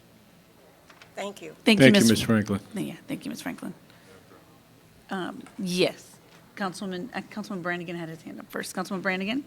Ma'am, the lady that just spoke, we have, it's against the law to blow stuff out in the street and put it down the drains. But if you have a problem with a drain that might be stopped up, we do have a vacuum truck. If you send the address to whoever's district you're in, where do you live? I live in Kenner, Veteran Heights subdivision. Okay, so, Even with that, what I'm saying is, when they blowing the grass, you're blowing it out in main streets. right, When they are driving, you're driving down. They got drains up and down the highway. yes, ma'am. That grass don't have anywhere to go except on the side of the road. I- And the guy that's coming along with the little truck that's cleaning up, where all that trash going? Half of it is not going in this truck. It's going in the open drains. I understand that, but if you see that, you can report that, because we do have a law in the books. You cannot blow grass out into the middle of the street and cause that problem. But if you're having a drainage issue and you submit an address to your councilman or one of the councilmen at larges, they will get the vacuum truck sent out to that to clean that drain out so we don't have any water issues, okay? So in other words, you don't really have a system where they would automatically go and just check out the neighborhood themselves? It's against the law to blow the trash in the street, the grass clippings in the street. If you see it happening, you need to report it, Okay, okay? all right. Thank you. Yes, ma'am. My name is Elizabeth Clark. I live at 427 Duncan. And I have a question. On my block, the 400 block of Duncan Street and Butler Street, whenever it rains, it floods. Or whenever there's a large amount of water, my yard looks like a lake. And the water does not move. It sits there. And I'm by the river. And that's kind of strange for the water to sit there. Normally the water moves towards the lake. But my yard is a lake instead of the water. Before they brought this, those 20 acres by the cemetery, the water it didn't travel in my direction like that. It would be a small float. But now my yard looks like a lake when it rains. And a question for Councilman Bennigan about the blowers. Why isn't the law enforced about like a reminder about them using it, or being enforced about them using the blowers to blow the grass in people's drains? Those are my two questions for y'all. Well, Councilman Brannigan, yes. Oh, Nope. I'm sorry. Yeah.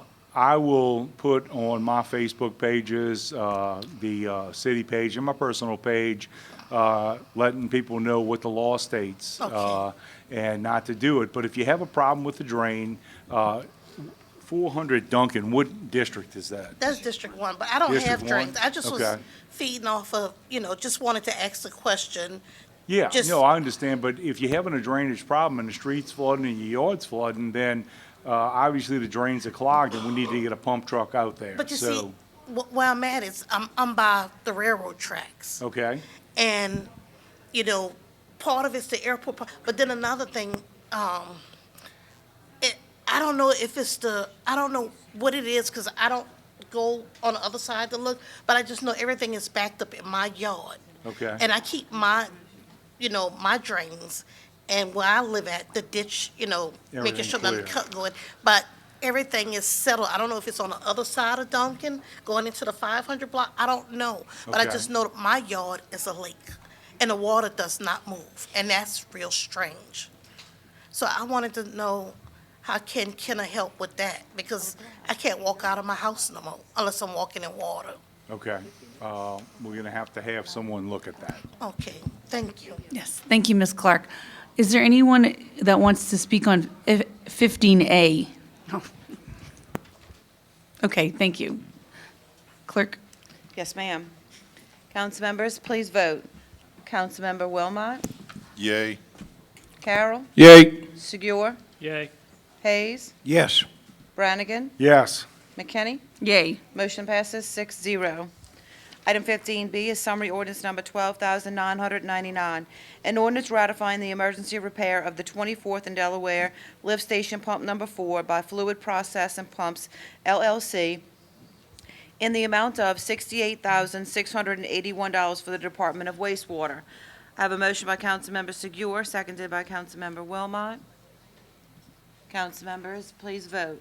Councilman Carroll, Yay. Segura, Yay. Hayes, Yes. Brannigan, yes, McKinney, Yay. Wilmot. Yay. Motion passes 6-0. Item 15C is summary ordinance number 13,000. An ordinance ratifying the emergency repair of the 42nd and Erlanger Lift Station Pump Number 2 by Fluid Process and Pumps, LLC, in the amount of $6,264 for the Department of Wastewater. I have a motion by Councilmember Brannigan, seconded by Councilmember Carroll. Council members, please vote. Councilman Segura, Yay. Hayes, Yes. Brannigan, yes, McKinney, Yay. Wilmot, Yay. Carroll. Yay. Motion passes 6-0. Item 15D is summary ordinance number 13,001, an ordinance ratifying the emergency purchase of a rotating assembly and wear plate for the repair of the East Oglethorpe Lift Station Pump Number 1 from Fluid Process and Pumps, LLC, in the amount of $9,428 for the Department of Wastewater. I have a motion by Councilmember McKinney, seconded by Councilmember Wilmot. Seeing no discussion, council members, please vote. Councilman Hayes, Yes. Brannigan, yes, McKinney, Yes. Wilmot, Yay. Carroll. Yay. Segura. Yay. Motion passes 6-0. Item 15E is summary ordinance number 13,002, an ordinance ratifying the emergency purchase of a rotating assembly and wear plate for the repair of the East Oglethorpe Lift Station Pump Number 2 from Fluid Process and Pumps, LLC, in the amount of $9,536 for the Department of Wastewater. I have a motion by Councilmember Wilmot, seconded by Councilmember McKinney. Seeing no discussion, council members, please vote. Councilman Brannigan, yes, McKinney, Yay. Wilmot, Yay. Carroll, Yay. Segura, Yay. Hayes. Yes. Motion passes 6-0. Item 15F is summary ordinance number 13,003, an ordinance ratifying the emergency repair of the John Hopkins and Ole Miss Lift Station Pump Number 1 by Fluid Process and Pumps, LLC, in the amount of $13,950 for the Department of Wastewater. I have a motion by Councilmember Carroll, seconded by Councilmember Hayes.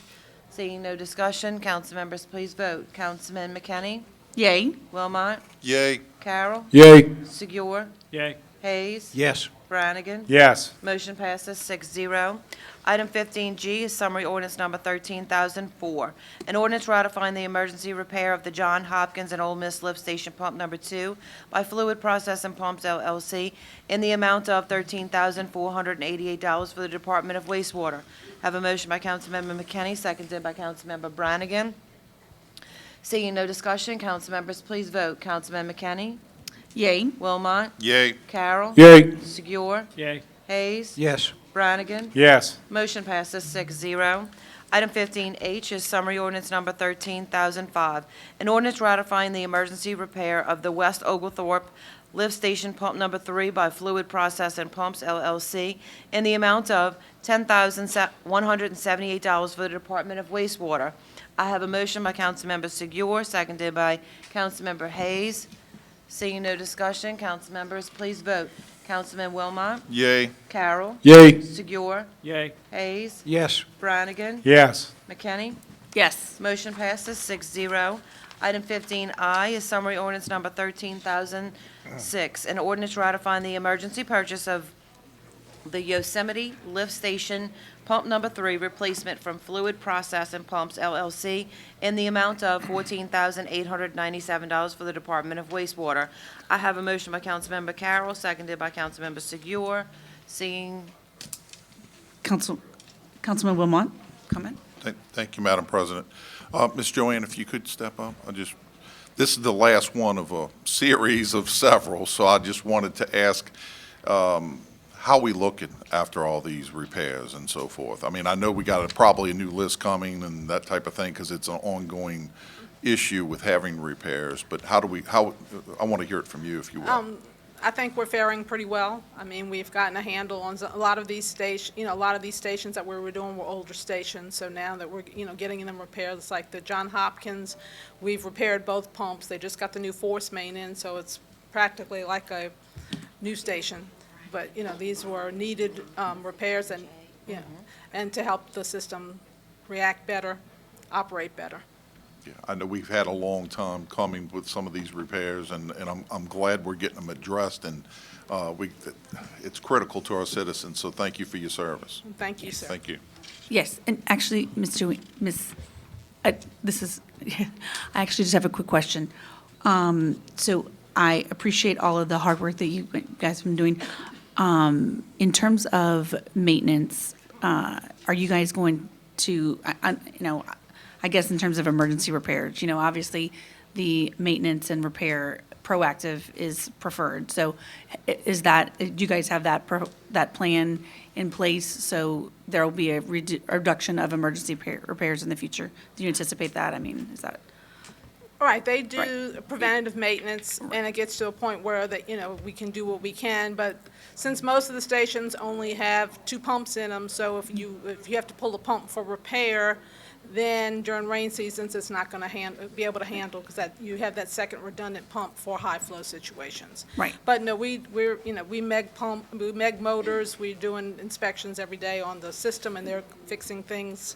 So these are just the ones over 5,000. We do a lot of repairs that are under 5,000, with electrical and things like that. Right, and right now you're, in terms of funding to pay for all these and cover all these repairs, you're at a sustainable level that you guys have everything covered, correct?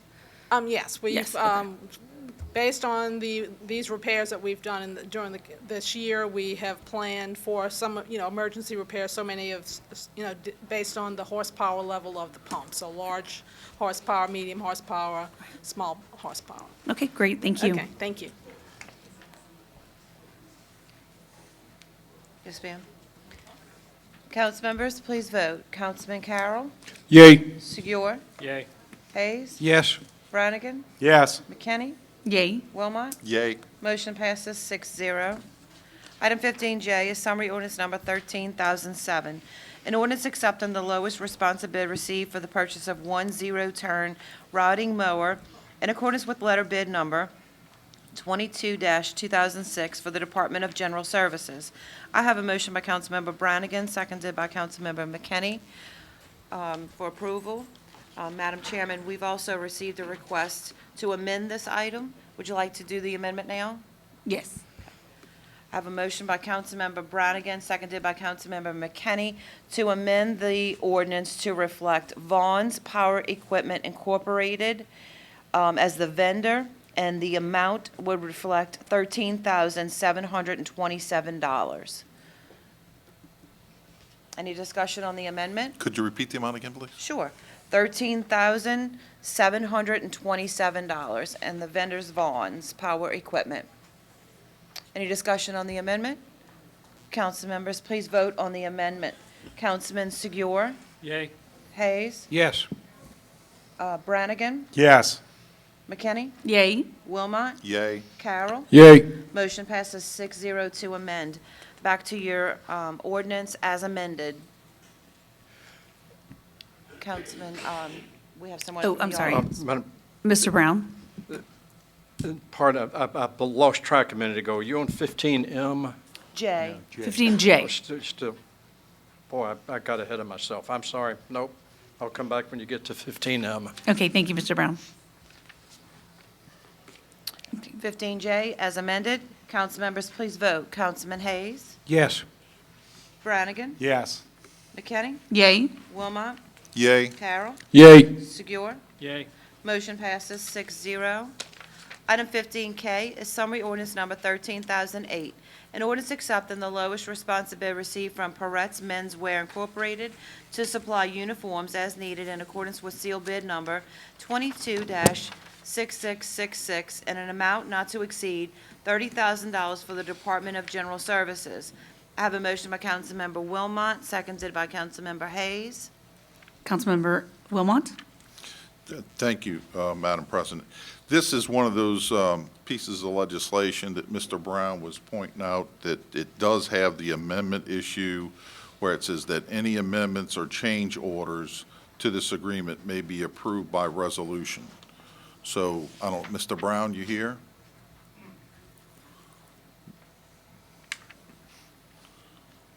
This is one of them that I believe that you had issues with. Right. And I think so. I as well don't as I. have the notes that I had the other night. When I talked to you, Councilman Wilmot is the council member who I was able to reach and discuss these. I know that provision is in 15M, and I think it was also in 15L. It's in K as well. Or K. It's in M for K sure. also, that's right. I did not check all of them. I just Yeah.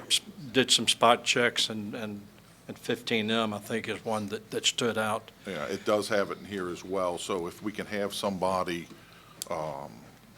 whoever placed this in this legislation, if they want to, they care to keep it in place, if they will come explain it. If not, then I move that we remove Section 3 of this ordinance. Ms. Herring? Yeah, I think it was just standard language that was put in by General Services, but neither Mark or myself have an issue with striking, if y'all want.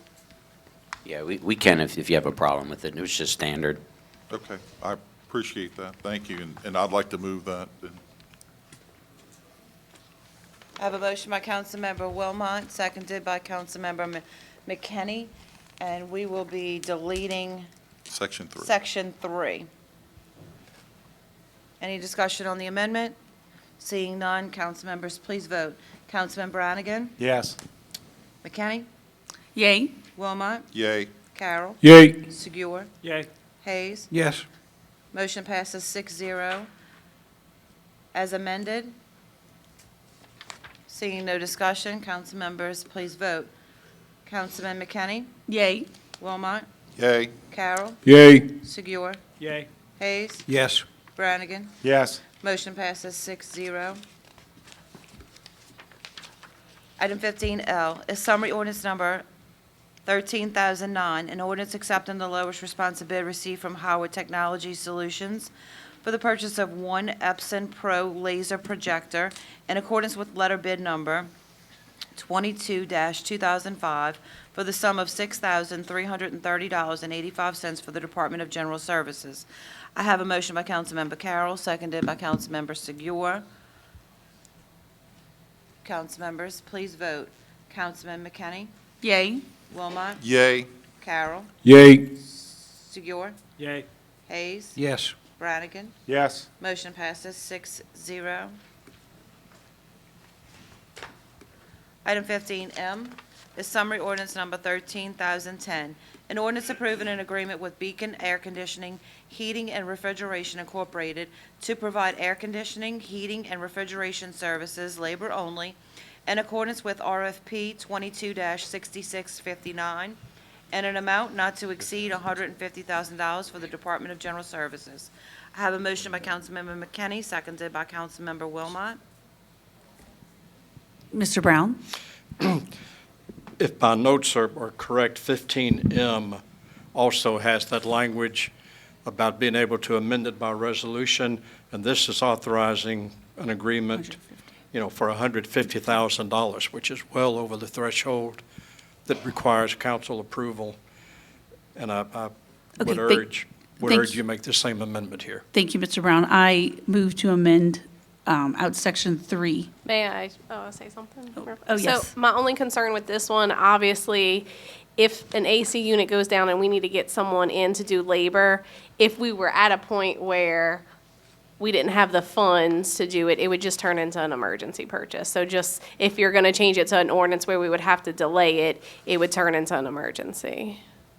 Obviously, if that building's occupied with people in it. So just, if you're changing it to an ordinance from a resolution, just note that you may see emergency purchases in the meantime. Okay, thank you.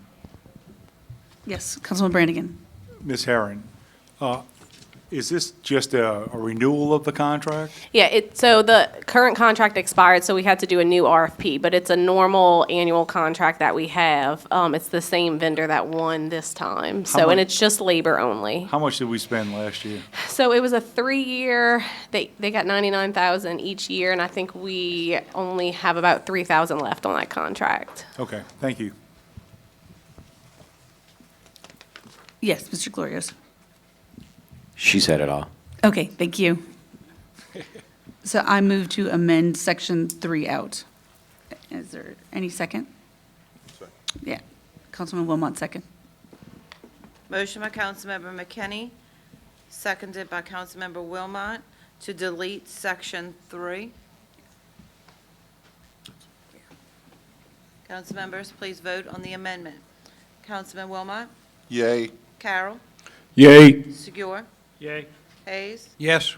Brannigan? Yes. McKinney? Yay. Motion passes 6-0. Item 15M as amended. Council members, please vote. Councilman Carroll? Yay. Segura? Yay. Hayes? Yes. Brannigan? Yes. McKinney? Yes. Wilmot? Yay. Motion passes 6-0. Item 15N is the summary ordinance number 13,011. An ordinance ratifying the proposal for casualty package insurance for the period of July 1st, 2022 through June 30th, 2023. I have a motion by Councilmember Brannigan, seconded by Councilmember Wilmot for approval. Council members, I've also received an amendment for this item. Give me 1 second. I have an amendment for item 15N. We will be inserting in section 1, the council ratifies the proposal from Safety National Casualty Corporation. I have a motion by Councilmember Brannigan, seconded by Councilmember Wilmot to amend, as the clerk read. Seeing no discussion on the amendment, council members, please vote on the amendment. Wait. Oh, yes. I'm sorry. Mr. Dahl. Thank you. Yes, Ryan Dahl with USI Insurance. I believe that amendment was read for the wrong number, that the Safety National is the excess workers' comp carrier. It should be Munich Re. 15-0. Sorry. 15N is for the casualty package. Repeat the name. So your name of your company is, what is it? USI Insurance, but Munich Re is the insurance carrier for Kenner. Munich Reed?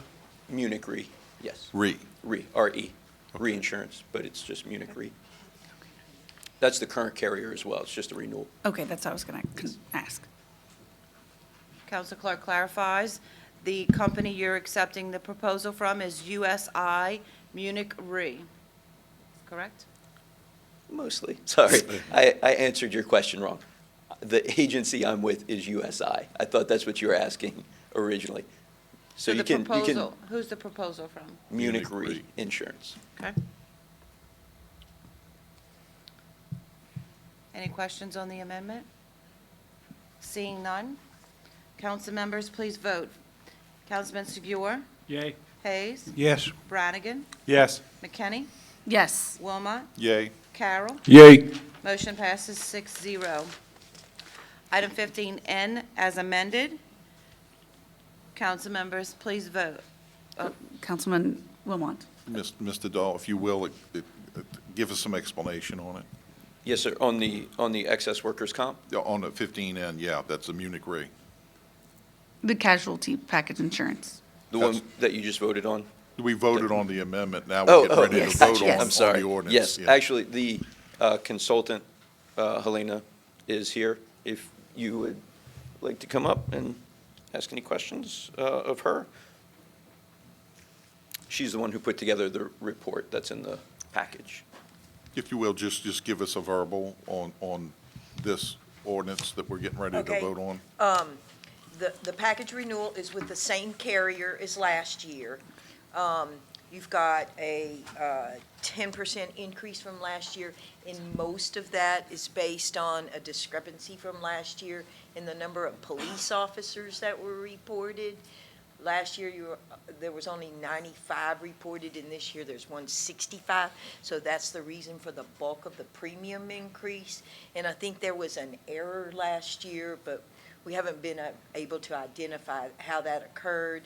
But the carrier did increase a premium because it went up. The year before it was 135, last year it was 95, this year it's 165. And so that's why we see an increase in premium. And with what happened last year, you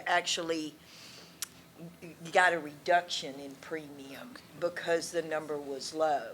So you really kind of got a break last year because of that. And so when you consider that, you don't have as big of an increase as you would have otherwise if those numbers would have been consistent across those 3 years.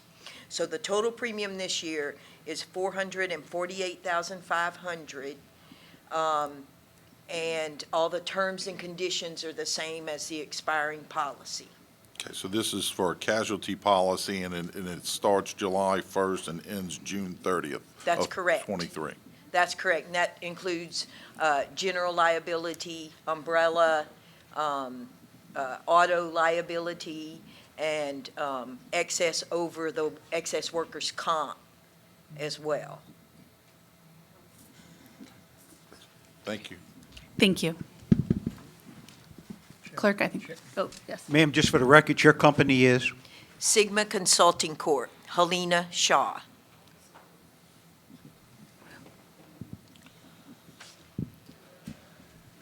We can vote. Yeah. Council members, please vote on item 15N. Councilman Hayes, Yes. Brannigan, Yes. McKinney, Yay. Wilmot, Yay. Carroll, Yay. Sevier. Yay. Motion passes 6-0. Item 15O is summary ordinance number 13,012. An ordinance ratifying the proposal for excess workers' compensation insurance for the period of July 1st, 2022 through June 30th, 2023. I have a motion by Councilmember McKinney, seconded by Councilmember Carroll. Council Chairman, we've also received a request to amend this item, and the proposal is actually from Safety National Casualty Corporation Incorporated. That will be reflected in section 1. So I have a motion by Councilmember McKinney, seconded by Councilmember Carroll on that amendment as the clerk has just read. Any discussion on the amendment? Seeing none, council members, please vote. Councilman Brannigan, Yes. McKinney, Yay. Wilmot, Yay. Carroll, Yay. Sevier, Yay. Hayes, Yes.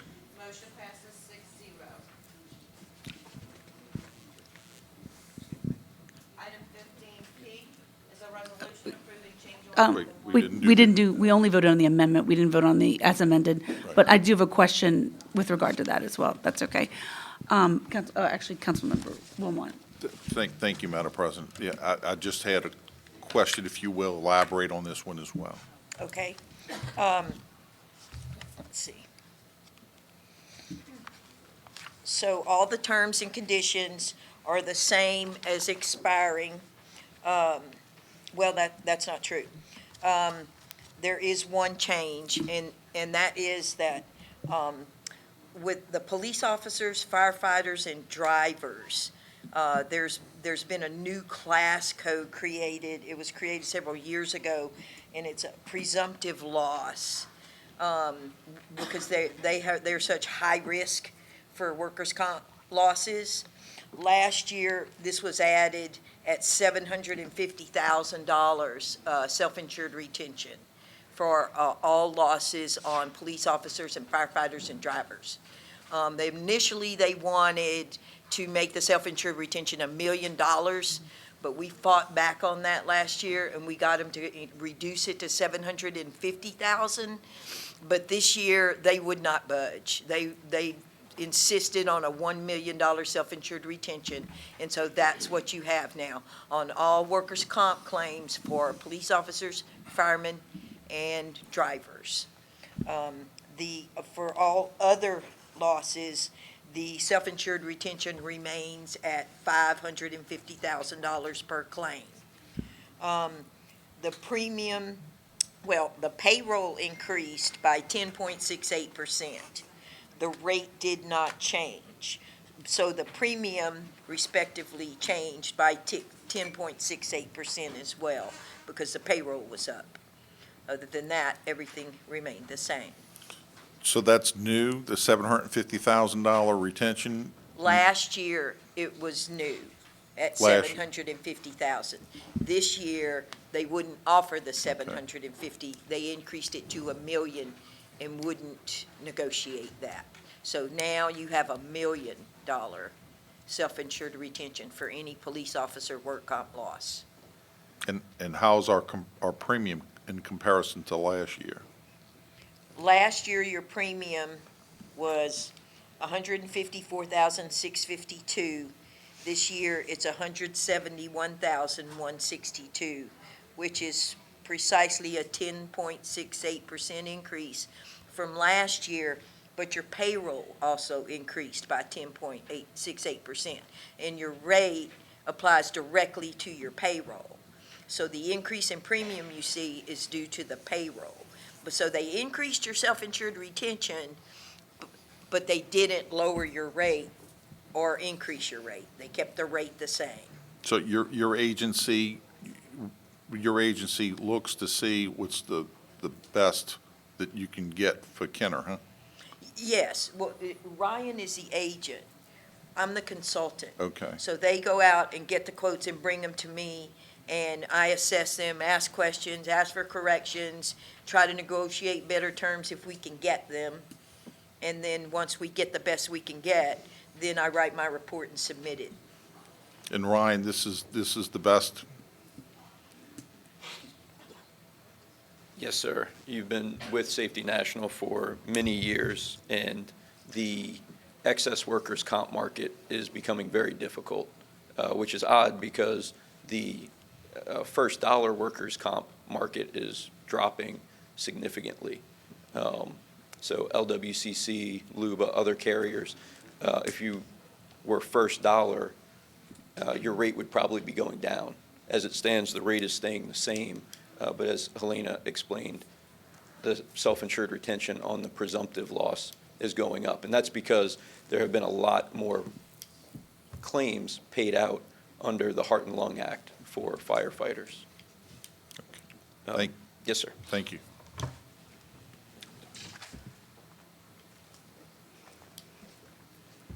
Yes, Ms. Alessandro. Hi, I'm kind of coming up here blindly, but I do have just a couple of questions. So I was wondering, the way that our insurance works, do we stick with the same company every year and just keep renewing their contract?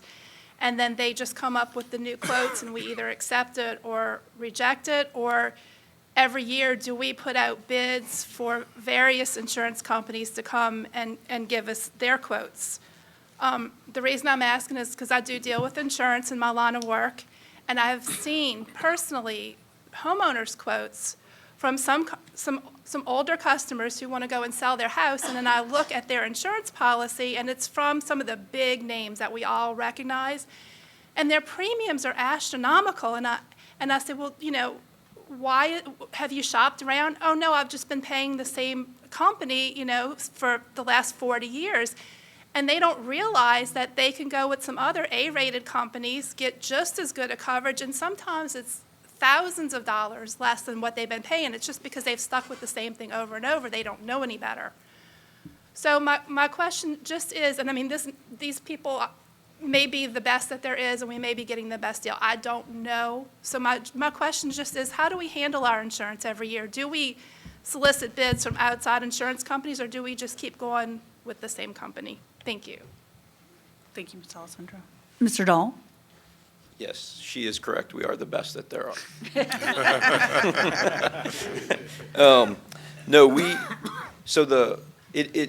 I absolutely understand the thought and see it often where shopping homeowners, until very recently, where there's almost nothing but Citizens, has been very advantageous. This is a much different world, because there are only 4 or 5 insurers out there for the city when it comes to their package, and right now probably 2 for excess workers' comp. We have access to all of them. We go to all of them each year and shop this.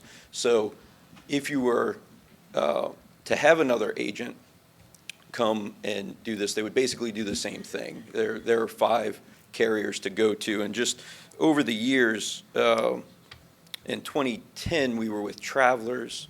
For the 5 years after that, we were with ACE. Then we moved to Berkeley, and for the last 3 years, we've been with Munich Re. And those are all the big names of who will write cities and municipalities. But it's a good question. We're happy to show our work every year. Thank you. Any other questions? I'm sorry, I didn't mean to cut that short.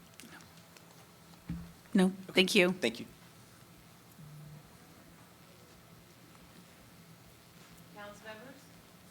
Please vote. Councilmember Kenny? Yay. Wilmot? Yay. Carroll? Yay. Segura? Yay. Hayes? Yes. Brannigan? Yes. Motion passes 6-0.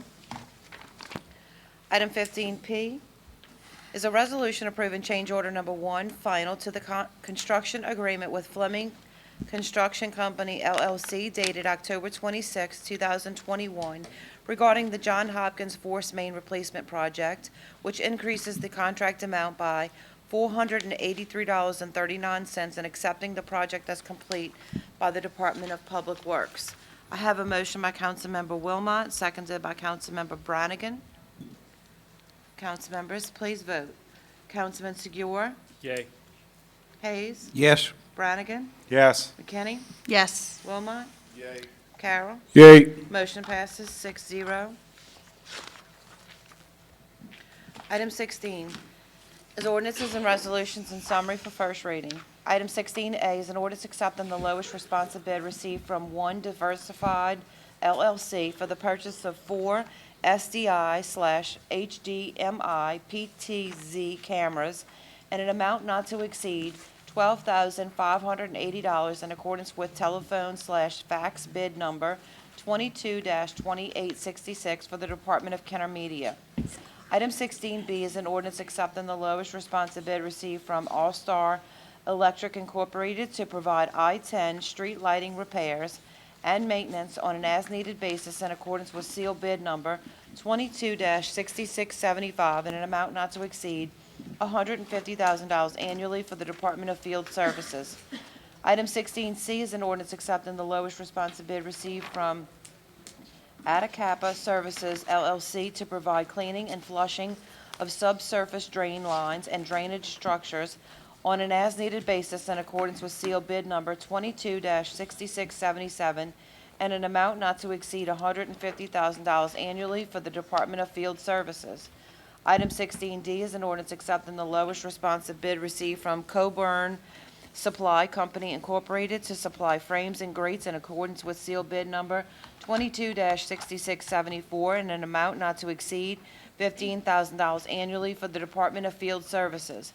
Item 16E is an ordinance approving an agreement with Crowe and Associates Incorporated to provide ditch spraying services on an as-needed basis in accordance with RFP 22-6652 and an amount not to exceed $20,000 annually for the Department of Field Services.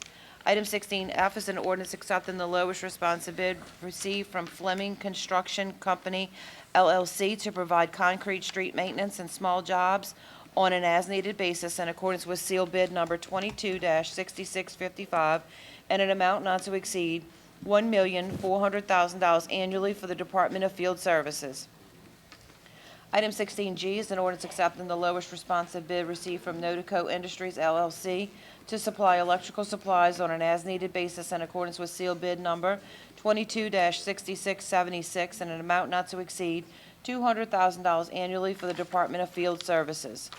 Item 16H is an ordinance accepting the lowest responsive bid received from Ramjay Construction, LLC, to provide drainage and maintenance on an as-needed basis in accordance with sealed bid number 22-6670 and an amount not to exceed $600,000 annually for the Department of Field Services.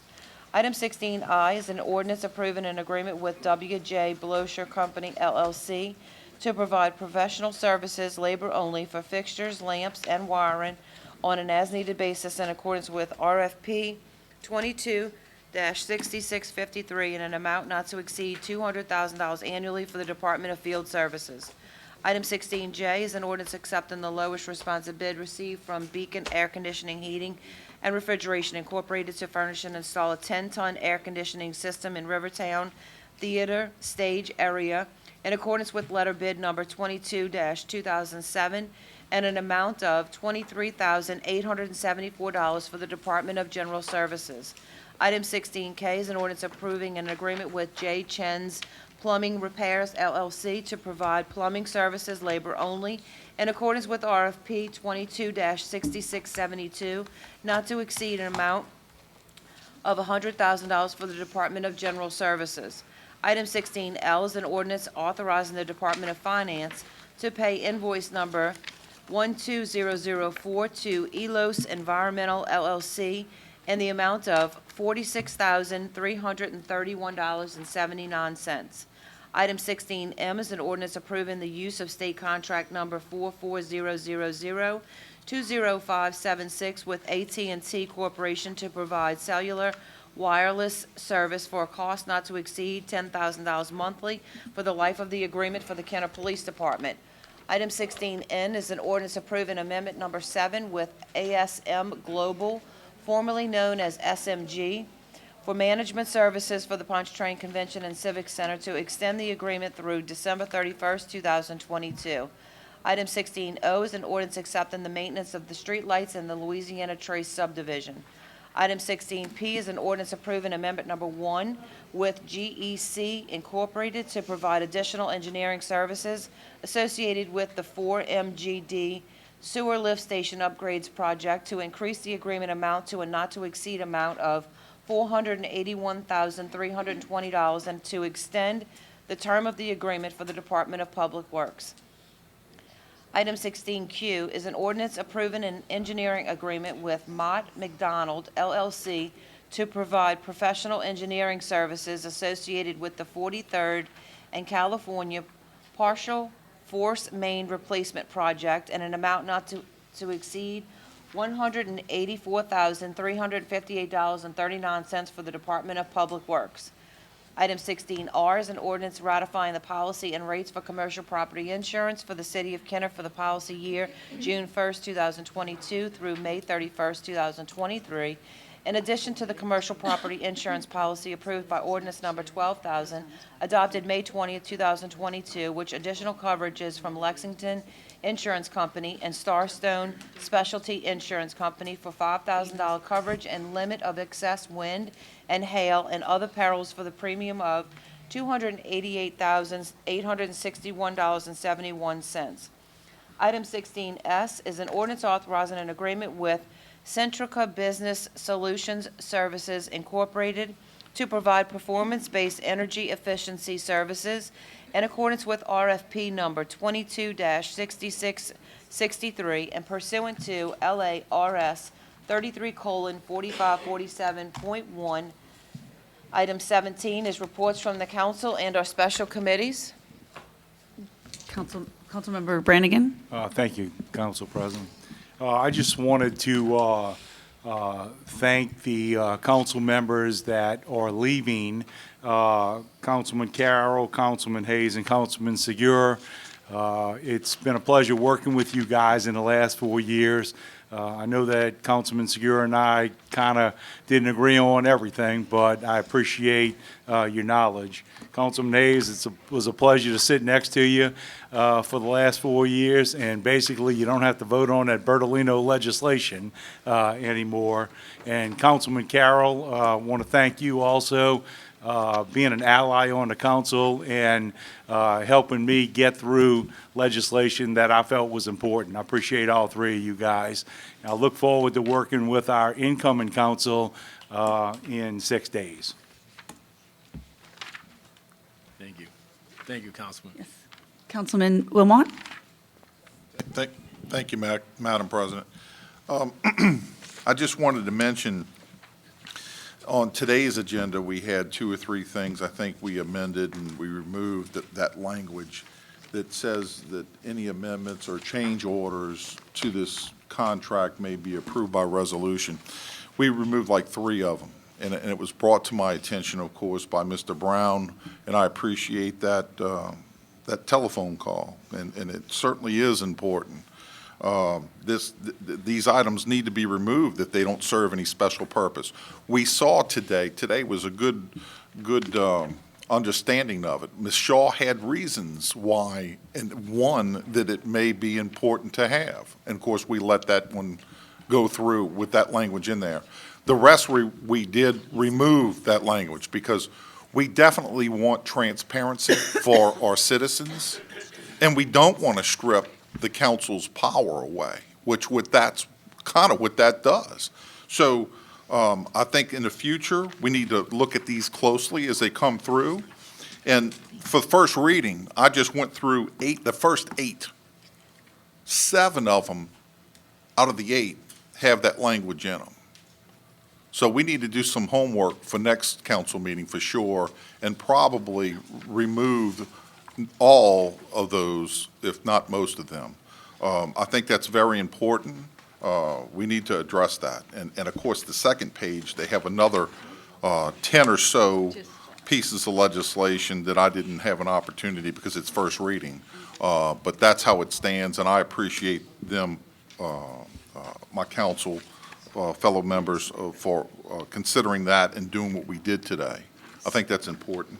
And also, I would like to say that I've enjoyed serving with this body. We've had some challenges throughout the last 4 years, and I think this body worked hard, whether or not we were on the same side of the coin or not. Each member did what they thought was best, and I appreciate this council. Thank you. Thank you, Councilman Wilmot. Anyone else? Oh, Councilman Segura. Thank you, Council President. As Councilman Brannigan, Councilman Wilmot have mentioned, this is the last council meeting for 3 of us, particularly for my sake. This is the last council meeting of my last 8 years as the District 2 councilman. But it also is the end of my 40-plus year working for the City of Kenner and the residents of City of Kenner and serving them in various capacities. I started in our police department as a jailer, went into narcotics, served as a narcotics detective, police officer, administrator, and a reserve officer. So with that, I certainly want to extend a gratitude of thanks to all of the employees of the Kenner Police Department that I have come to know and work with over the 33 years as a full-time employee and then the 8 years as a reserve officer, because they are a wonderful group of people that do a great service to our city, and we are all somewhat at times not cognizant of the things that they do to make sure that we have a very safe environment to live and work in. And they don't get the praise that they should. No offense to our fire department, because they are great, but everybody loves you when you put out a fire. But when a policeman goes and makes an arrest to solve a crime or prevent a crime, they don't always get that thank you. But I know both services, fire and police, have a great need in our city, and certainly recognize that from both of them. Second is my time on the city council. Like I said, 8 years now, and came in and had an unexpected, I guess, privilege and honor to also then serve as mayor of this Kenner for 1 year.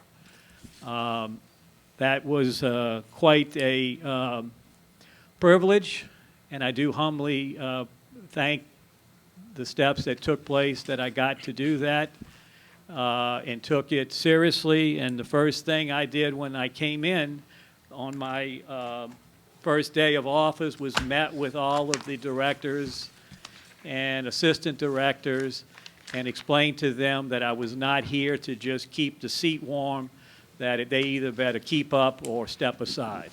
But they did a wonderful job during that year, and I didn't have any qualms or problems. So they did what they had to do to keep our city functioning and serve our city well until the next mayor, Mayor Zahn, was elected and then took over. So with that, I want to thank all of the city workers that I have also come across and worked with throughout my time, but particularly as councilman and mayor, because those city workers are the backbone of our city government, administrative side, and get the things done that, as you've heard, residents come up here today and have needs, then it's up to administration and then council and then the city workers to go out and fix those problems. So without them, yes, the city does not run well. So we do need probably more city workers because we know we've still got some issues out there, and I encourage the next administration and councils to look at that and find the means to retain some additional laborers and all sorts of crafters to get the jobs done that the city needs. As my time on the council started, I was very kind of new and naive, but needed an assistant, searched around, and found somebody that was very knowledgeable, very helpful to me, and it would be remiss not to tell her that today. Thank you, Michelle. You did a wonderful job, not only in my council position, but when I stepped in as mayor. And you kept both jobs, council and mayor, running strong. So with that, you're in my heart. And I know Ben kept her on, and so thank you for giving her that opportunity. My current assistant, Tracy, again, she has done a wonderful job replacing Michelle and then carrying on the service that District 2 needed to provide to the citizens in our district, and did that diligently and self-servantly and everything. And so she did a wonderful job, and I wish her well in her whatever comes next for her. In closing, yes, I do want to thank all of my council colleagues who I have worked with over these last 8 years. We've had good times, we've had bad times, but we're still here and did what was needed to keep the city working and moving forward. Want to also be thankful to the council clerk, Natalie and Teresa, for the assistance that y'all provided me over this time to get through some of those needed things that we needed to do. So, in closing, thank you, City of Kenner, for giving me the opportunity to spend my 40 years with y'all. I don't plan on leaving, but I don't know that I'll be as visual or active. But who knows? I might be like Mr. Brown and Mr. Allen, come up here and talk again. So thank y'all, thank the administration, thank the council, thank the workers, and I think this is a great city and look forward to many more great things in it. Thank you. Thank you, Councilman Segura. Councilman Carroll, would you like to say anything? Yeah, I would. I thank everybody for their kind words and appreciation for not only their support to the city of Kenner, but also to myself, Councilman Segura, Councilman Hayes, and as part of the city of Kenner Council. And I have the same feelings. You know, I'm honored to be able to be in company of only 4 other individuals in District 1, Mr. Stulig, Ms. Burton, Ms. Wilma, and Judge Johnson, and myself. So that by itself, I am honored to be in their company. I am privileged to be able to say that I was the councilman in the city of Kenner, where my family has lived here for 5 generations. I mean, there are thousands of people that live in the city of Kenner, hundreds that may have ran, but only a few that were actually selected by our peers, by the people that we love and represent. So I'm privileged to be able to have that opportunity, and I don't take it lightly at all. Obviously, I'd like to thank my family, my wife, my children, for putting up with me, putting up with the times that I'm away, can't be attentive to my family matters that I should be. But, you know, they understood this is something I wanted to do and understood it. And so thank them, my wife, my children. Thank the ladies, the council clerks, the council ladies, because we only have one person that support us officially, but it is not like that with the 7 ladies in the office. Everybody's a team, and whenever one person may have challenges, they all step in to help. So thank you guys for making me a better council person, to making me a better listener, to be able to listen and understand without trying to sometimes just think about it one way. You know, apologies to anyone I've ever said anything that may have been disrespectful, because my parents did not raise me like that. I don't apologize for disagreeing, because I disagree with a lot of people, even people that love me. And I don't think we were hired or hired, as Mr. Al will say, or chosen to agree on everything. We just can't. We come from different parts of the city, different backgrounds, different this, different that. Our main focus should be for the people that we represent. You know, I am African American, Catholic, Democrat.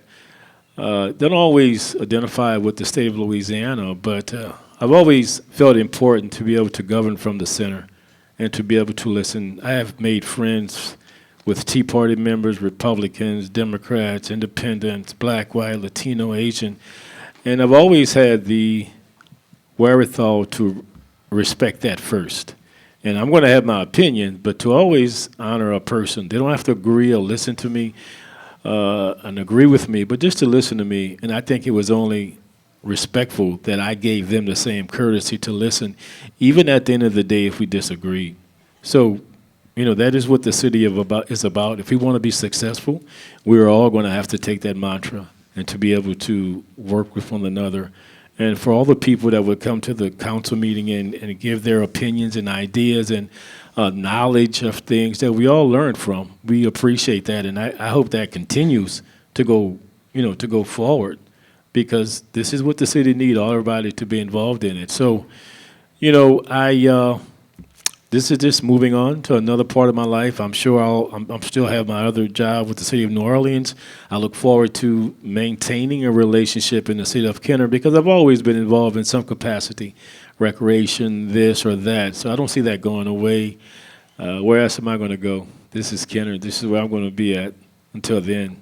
You know, right up there at Bell Grove Cemetery, where all the rest of my relatives are. So thank you guys for all the support. Thank you for being a person in the city of Kenner where, you know, I said before, it doesn't matter where I go in the world, I have gotten enough to sustain me and to be able to flourish and to communicate and to deal with anyone in the world. I am good to say that. So it is because of everyone in this room and everyone in the city of Kenner and all the people that came before us. So thank you very much.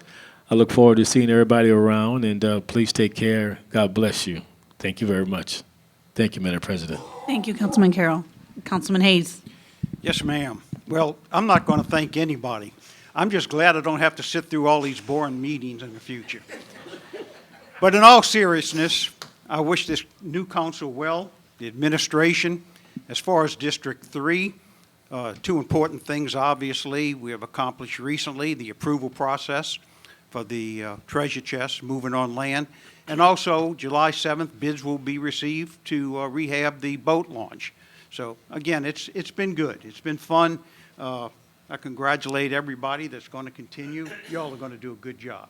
I look for good things to happen in the city in the future. And thank you for the chance to serve. I really appreciate it. Thank you, Councilman Hayes. Yes, Councilman Wilmot. If I could, I know that's not typically done, but I'd like to stand up and give an applause for these gentlemen.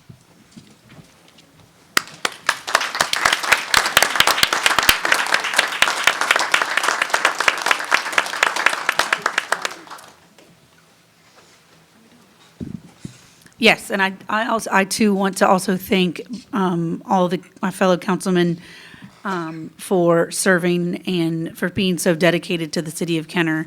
I know, as others have said, we haven't always agreed, but I appreciate you putting yourself out there, and I appreciate you fighting for what you believe in and what you believe is right. So, now you're walking into a different interaction as just citizens, so we also, obviously, we want you to be active. We want you to attend the meetings if you'd like. Probably won't see Councilman Hayes, obviously. But, you're always welcome here. Your opinions are always welcome here. You have the experience to be knowledgeable. So please let us know if we can do anything to help you as a citizen, because obviously you're all citizens of Kenner still, so we represent you. And just thank you for your service. Thank you for your dedication. And we hope you enjoy your free time more now, and your families and all of your friends. So thank you. And the same goes for the administration as well. Thank you for all your work and your dedication the past 5 years. And, as I said, we haven't always agreed, but we all had our own perspectives, and we always wanted to do what's for the best thing for the city of Kenner. So thank you for that as well. Yes, ma'am. Item 18 is new business. We have none. Well, actually, it was taken out at the beginning of the meeting. Item 19 is unfinished business and motions to reconsider or remove from a tabled position. We have none. Item 20 is persons wishing to address the council on special subject matters. Al Morella, 4260 East Loyola Drive, 5th District, 50 years. I want to pick up, I'm sorry about that, Councilwoman McKinney. I know you was going to acknowledge, but I just jumped the gun now. You have 3 minutes. Okay. I want to pick up where I left off at the last meeting, and I directed this question to you, Councilwoman McKinney, and I didn't get any answer, but I would like to answer it now. It concerns that little junket to hold in Louisiana, 2020, 2021. That was the topic of an investigative report on WWL. Now, I have no problem with none of y'all attending any function you desire to attend. But when you are the chairperson, Councilwoman McKinney, of a committee that's been assigned to investigate mismanagement of public funds by the administration, and nothing was mentioned about this, because during that investigative report, you and Councilman Segura were caught on camera. Y'all was in attendance, and like I said, I got no problem with that. But I got a problem with witnessing what I believe is misuse of city resources, and nothing was mentioned about it. And you are the chair of that committee. Now, the mayor stated that the junket to hold in Louisiana was to promote the city.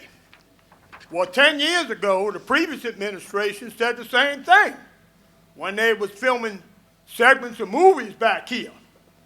And the ones who benefited the most out of all of that was the Chateau Country Club and the production companies who got hundreds of millions of dollars in tax breaks from the state of Louisiana. More so than the citizens of Kenner. Now, in closing, I want to extend to the outgoing mayor, Benzon, CAO Deborah Foshee, Councilman Carroll, Councilman Segura, Councilman Hayes. I want to wish you, all of you all, and any of our employees who may not be around when the new administration comes in here, I want to wish you and your families all the best. God bless you and your families. And I want to make one special mention to you, Councilman Hayes, before you leave. I want to commend you for speaking your mind and coming clean, what I already knew and a bunch of other citizens in this city knew, the issues that was ongoing in here during the election cycle. I want to express my appreciation and commend you for that. Anybody got any comments, any questions? Thank you, cousin. Thank you.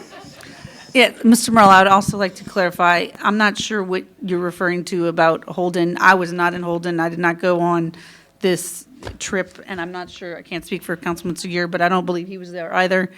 And also just to clarify, the information that we are investigating as the council as a whole are specifically Hurricane Ida expenses. I don't believe that fell into that timeframe or were related to that, so. Any kind, can I respond to that? You have 5 seconds. Okay. Any mismanagement of public funds, whether it's after Hurricane Ida or whatever, once you investigate some of it, you might as well go ahead on and investigate all of it. That's all I got to say. Now, the camera, during the investigative report, you can get a copy. You can look at it. I'm sure it's on YouTube of that investigative report, okay, on WWL, David Hammer. And it clearly showed, when the investigative report was going on, it showed you, Councilwoman McKinney, and Councilman Segura at that function. That clip you Unless y'all got a look-alike. Probably do, but. Thank you. Mr. Al, that clip that was used was not at that event. That was at the Pontchartrain Center when we were introducing, I believe it was the fest that we, Festival, yes. Freedom Fest, and was Mr. Schroeder or Schreiner, whatever his name was one of the singers. So we were behind, I believe, the mayor when he was making that announcement. They used that clip where Councilwoman and McKinney Okay. were. So it had Well, nothing in to that do. case, I was just going by what I saw. But in that case, if that's not accurate, I apologize to both of you all. Thank you. Thank you, Mr. Merle. There's actually signed up, I don't think that you're signed up, Mr. Nugent. I'll add you to the end. Okay, no, that's okay. I'm going to go in order of people who signed up. So the next up should be Janice Price. I'm sorry. Is,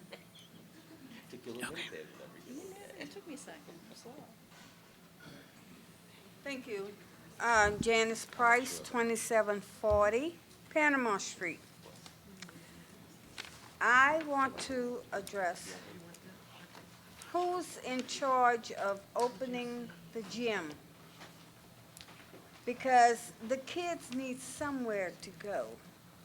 They need something to do, and it's air-conditioned. ma'am, can you just speak more into Oh, there? Yes. I'm So sorry. everyone can hear. Thank you. It's air-conditioned, and they need to do something.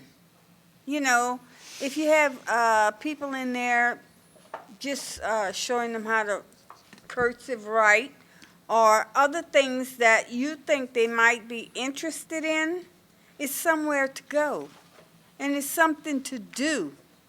These kids are never outside. They're always inside with the computer, which is not teaching them anything. They play the games, And that's about it. So they need some kind of other instruction. Okay, and the next thing I want to address, that it seems to me, I don't know if the police is here, or, I don't know.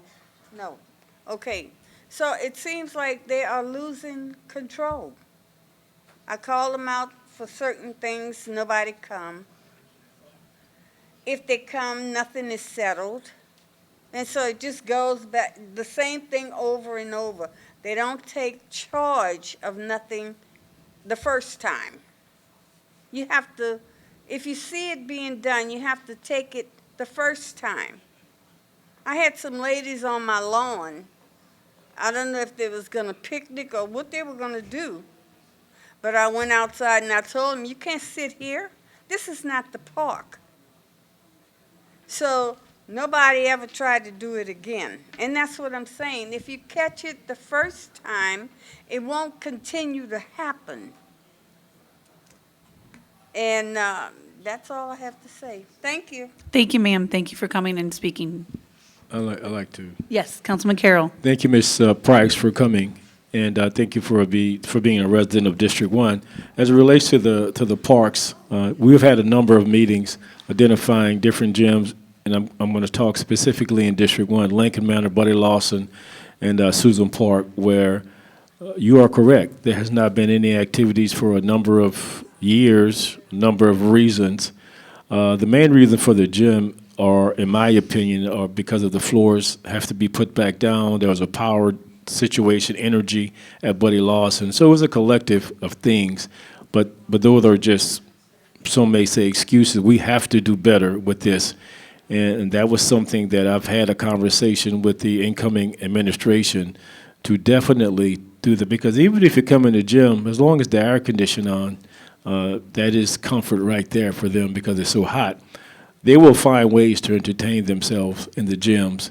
As far as organized recreation, we too have to do a better job with that. So we have a lot to get going with, and hopefully your concerns and all, like every other parent concerns, will be met to be able to improve, to take this a day at a time to make it better, for sure. And as far as the police, I because I have an opportunity to go around the whole greater New Orleans area, I can assure you there are some areas that are not as aggressive, that are not as supportive, that are not as responsive as the Kenner Police Department. Are they perfect? By no means they are.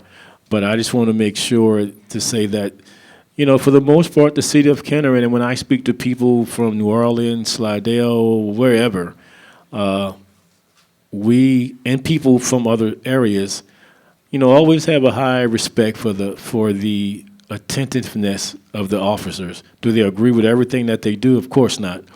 But they respect the fact that the city of Kenner firemen, police officers are responsive first and in a timely manner. And I think no one can take that away from them. They have to get better on a number of things, but we look forward to them as well becoming better. But thank you for your concerns, and please report it whenever you see something that does not look right. Please, by all means, support yourself, your neighborhood, and the city. But thank you again for coming. I have one more thing. I live on Panama Street, but I feel like I live on I-10. That's how they running up and down the street in these cars. And I've called about that. So I don't know if they're waiting for one of these kids to get hit to come and do something. But I only see it on my street. I don't know what's going on anywhere else. But to be speeding all the time, it's just ridiculous. And Yeah. I've called them for that too. Yeah, well, it happens around the city. And just to that comment, I've had a conversation the past couple of weeks with Mr. Glorioso in General Services that went out and did an assessment on the street that one of the ladies requested an assessment to be done for stop signs and a four-way stop. Yeah. And he went out, he identified it, and I think it's going to get resolved real soon. And it takes that. So please, forward I'd like to get your address before you leave to be able to maybe do the same thing. Maybe there's not a sign that identifies. Maybe there could be an additional stop sign. But that's the way we have to attack this and to address it. So I'll give you my information after the meeting. And a lot of people, I don't know who's training them to drive, but they drive on the wrong side of the street. I don't know where that came from. Maybe they think they're in London or England somewhere. They can do that. Maybe so, maybe so. Thank you. Thank you. Councilman Thank Brannigan. you, Madam President. Yes, Thank you. ma'am, I have been in contact with Charles Alon, who is basically the recreation top guy, and there are several gyms that floors are going to be put in soon. What the problem they have is when they go to put these floors back in, having the lines on the existing tiles, it's hard to match it up, and it would take 100 years to get one down. So they are going to put a new floor in and then restripe them in a couple of the gyms. And I think Susan Park was one of them, and I think Musperlino was one of them. So I'll have that data at the next meeting. Okay, I don't have any kids going anywhere. My child is 57. But I'm concerned about the kids in the neighborhood. You know. Okay, thank you. Thank you, ma'am. Mr. Richard Brown?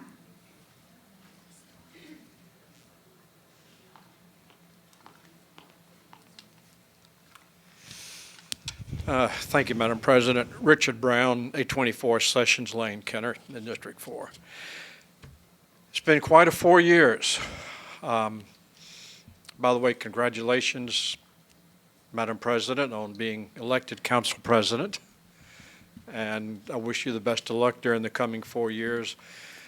And, you know, I can understand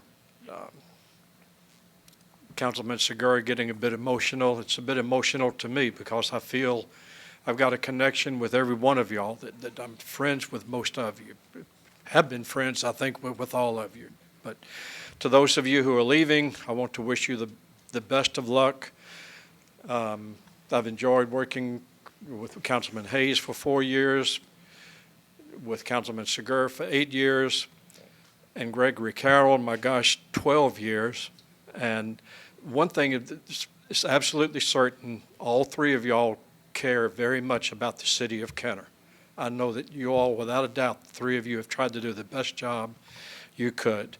I do go far back with Councilman Carroll. We've had many, many late-night phone calls, late-night coffee shop meetings, sometimes with Councilman Joe Stagney when he was on the council, and coffee shops at midnight, meetings when Citizens for a Better Kenner was first being organized.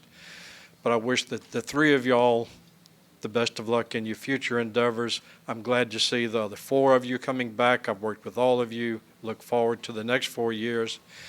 And by the way, I want to welcome the new council members. I am really impressed with the fact that they have all been attending the council meetings. Joy Lahat started attending council meetings as soon as he announced he was running. Ronnie Schwartz started coming shortly after that. Dee Dunn has been coming. It's really refreshing to see the new council members attending every council meeting for the last few months. And for the administration, I want to start first with Michelle Lawler, who has always been very helpful. And Michelle, I think the work that you do on Facebook and on Nextdoor to set the record straight and to get out the truth, that you do a world of good. You're very helpful. Whenever there have been complaints, you jump in and set the record straight.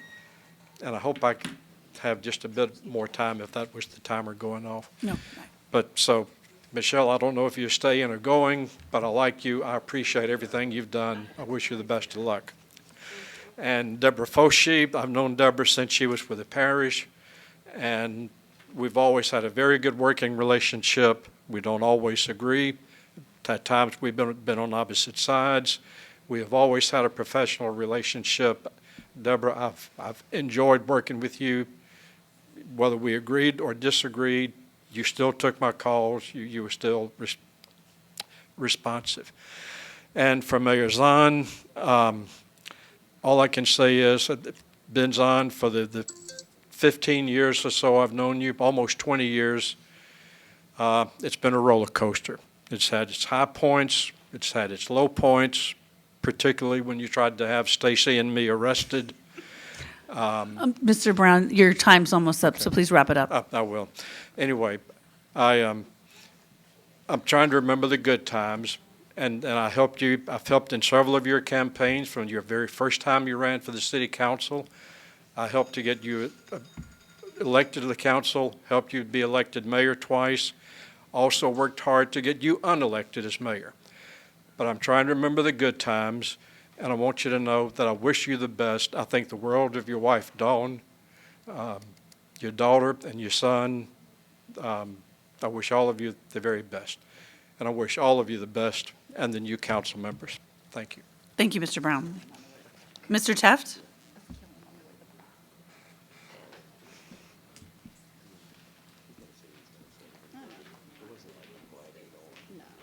Please state your name, address, or district, and you have 3 minutes. Greg Taft, District 5. Just got a couple things. Is the deferral that y'all did for the session that was coming up. We deferred that at the last council meeting. These attorney that is being paid by the city was here, then they come back again today. Do we not have any respect for other people's time and the citizens' money? I just find that appalling. And I do apologize if you're here for making y'all do that, because as a citizen, I mean, I just think that's unprofessional, and it just shows the direction we're going in. My last comments are going to be for those that are leaving the council and the administration, the mayor.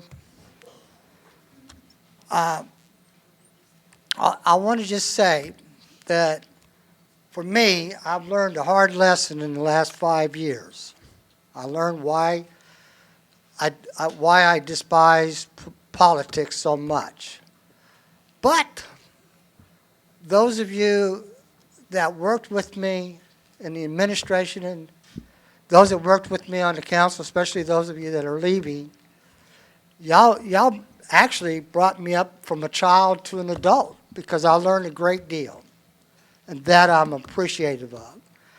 I'm also appreciative of that the administration, I could call anybody in the administration and they would help.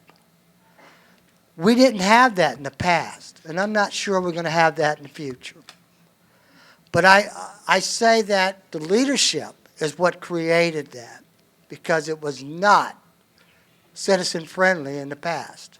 It really wasn't. And I'm not going to name names. I mean, other people have named names. Y'all know that I appreciated all of you, and I appreciated everybody in the administration, and those that are leaving the council, and the people that are not going to be retained on the administration.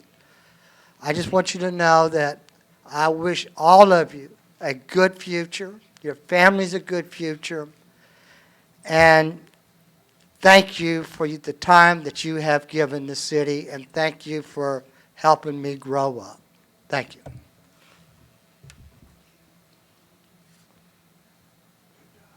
Thank you, Mr. Teft. Ms. Alessandro?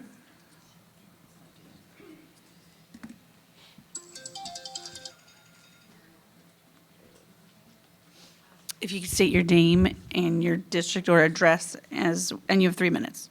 Stacy Alessandro, District 4. I'm very nervous to come up here and speak right now, because normally when I have something super important that I want to say, I write it down so I don't forget anything. And but most of the time I just come up here and speak. But I tried to write stuff down today because it was super important. And mainly I wanted to talk about Councilman Carroll, because I wanted to thank him for being such a good friend, and nothing that I could write, it just didn't convey my feelings. And so I'm sure I'm not going to say everything I wanted to say, but so first off, let me start by saying thank you to Councilman Hayes and Councilman Segura for your service to the City of Kenner. It's very much appreciated, and I do wish y'all well on everything. And as far as the administration, we haven't always seen eye to eye, but and I hate to name specific names, but I do want to say thank you to Michelle Lawler, like Mr. Brown said. Regardless of what's been going on between anybody, you've always been professional and courteous and helpful, and I do thank you for that. But now back to Councilman Carroll. I just don't know how I'm going to be able to thank you for all you've done for us. You've been here for 12 years, and I've been dreading this day ever since I knew, that you were not going to be able to be reelected again. We first met, and we both like to tell the story, but we first met back when I was a member of the Alliance for Good Government over 12 years ago. And I attended a forum, and as one of the members, we had to pick the person who we wanted to work with for that campaign. And I heard everybody's speeches, and out of everybody in that room that night, I could have picked anybody to go help in their campaign. And of everybody, I picked Councilman Carroll. There's more to that story, which I won't go into right now. But anyway, and I've never regretted that decision since day one. He's been an outstanding champion for the people of Kenner. You've listened to us. You've done an exemplary job of what a councilman should be. And the people have felt heard. We felt listened to. We've been validated. I don't know, there's not enough words for me to express to you personally, and I thank everybody, but to you personally, to thank you, what you have done for me and the citizens of Kenner. You've just been amazing. You've been wonderful, and I wish you well in whatever your future endeavors are. I hope that at some point you maybe can come back to service in Kenner, because you are the very definition of a public servant. And I think that there's a lot of good things that you can come back and do at some point, I'm hoping. So thank you very much, and you guys have a great day. Thank you, Ms. L. And I'd just like to say thank you, and thank you and your family and everybody else. Thank you for those kind words. Some people you meet and you have a connection with, and others, not that you don't like them, but you're not as able to communicate and talk. And obviously from day one, you and I have had that connection, and I thank you for all the support. Going back 13 years, the story she doesn't tell or won't tell, I'll tell. Part of it is, I didn't know she was chosen to support me from that meeting, but what I found out was, when I was running, and we had a gathering place in South Kenner, and in the room was all of my family and friends, and yeah, all of them look like me for the most part, And here is Stacy, which I'm going to call Lucy. That's my nickname for fire red hair, right in the middle of everyone. And I'm like, who is that white girl in the middle of the room?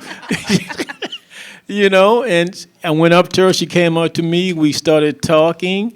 It was all out the door. And then from that point on, she became part of the room. And she became one of the persons that I could speak to about certain things, get opinions, get ideas, as a mother, as a business owner, as a realtor, all of these things that I am not, that was able to support me in some of my decisions. And when you're not certain things or think certain way, you need other people around you. So, thank you very much for all of the continued support. And again, look forward to working something with you in the future. I'm not going anywhere. Thank you, Lucy. Thank you, Madam President. Thank you, Councilman.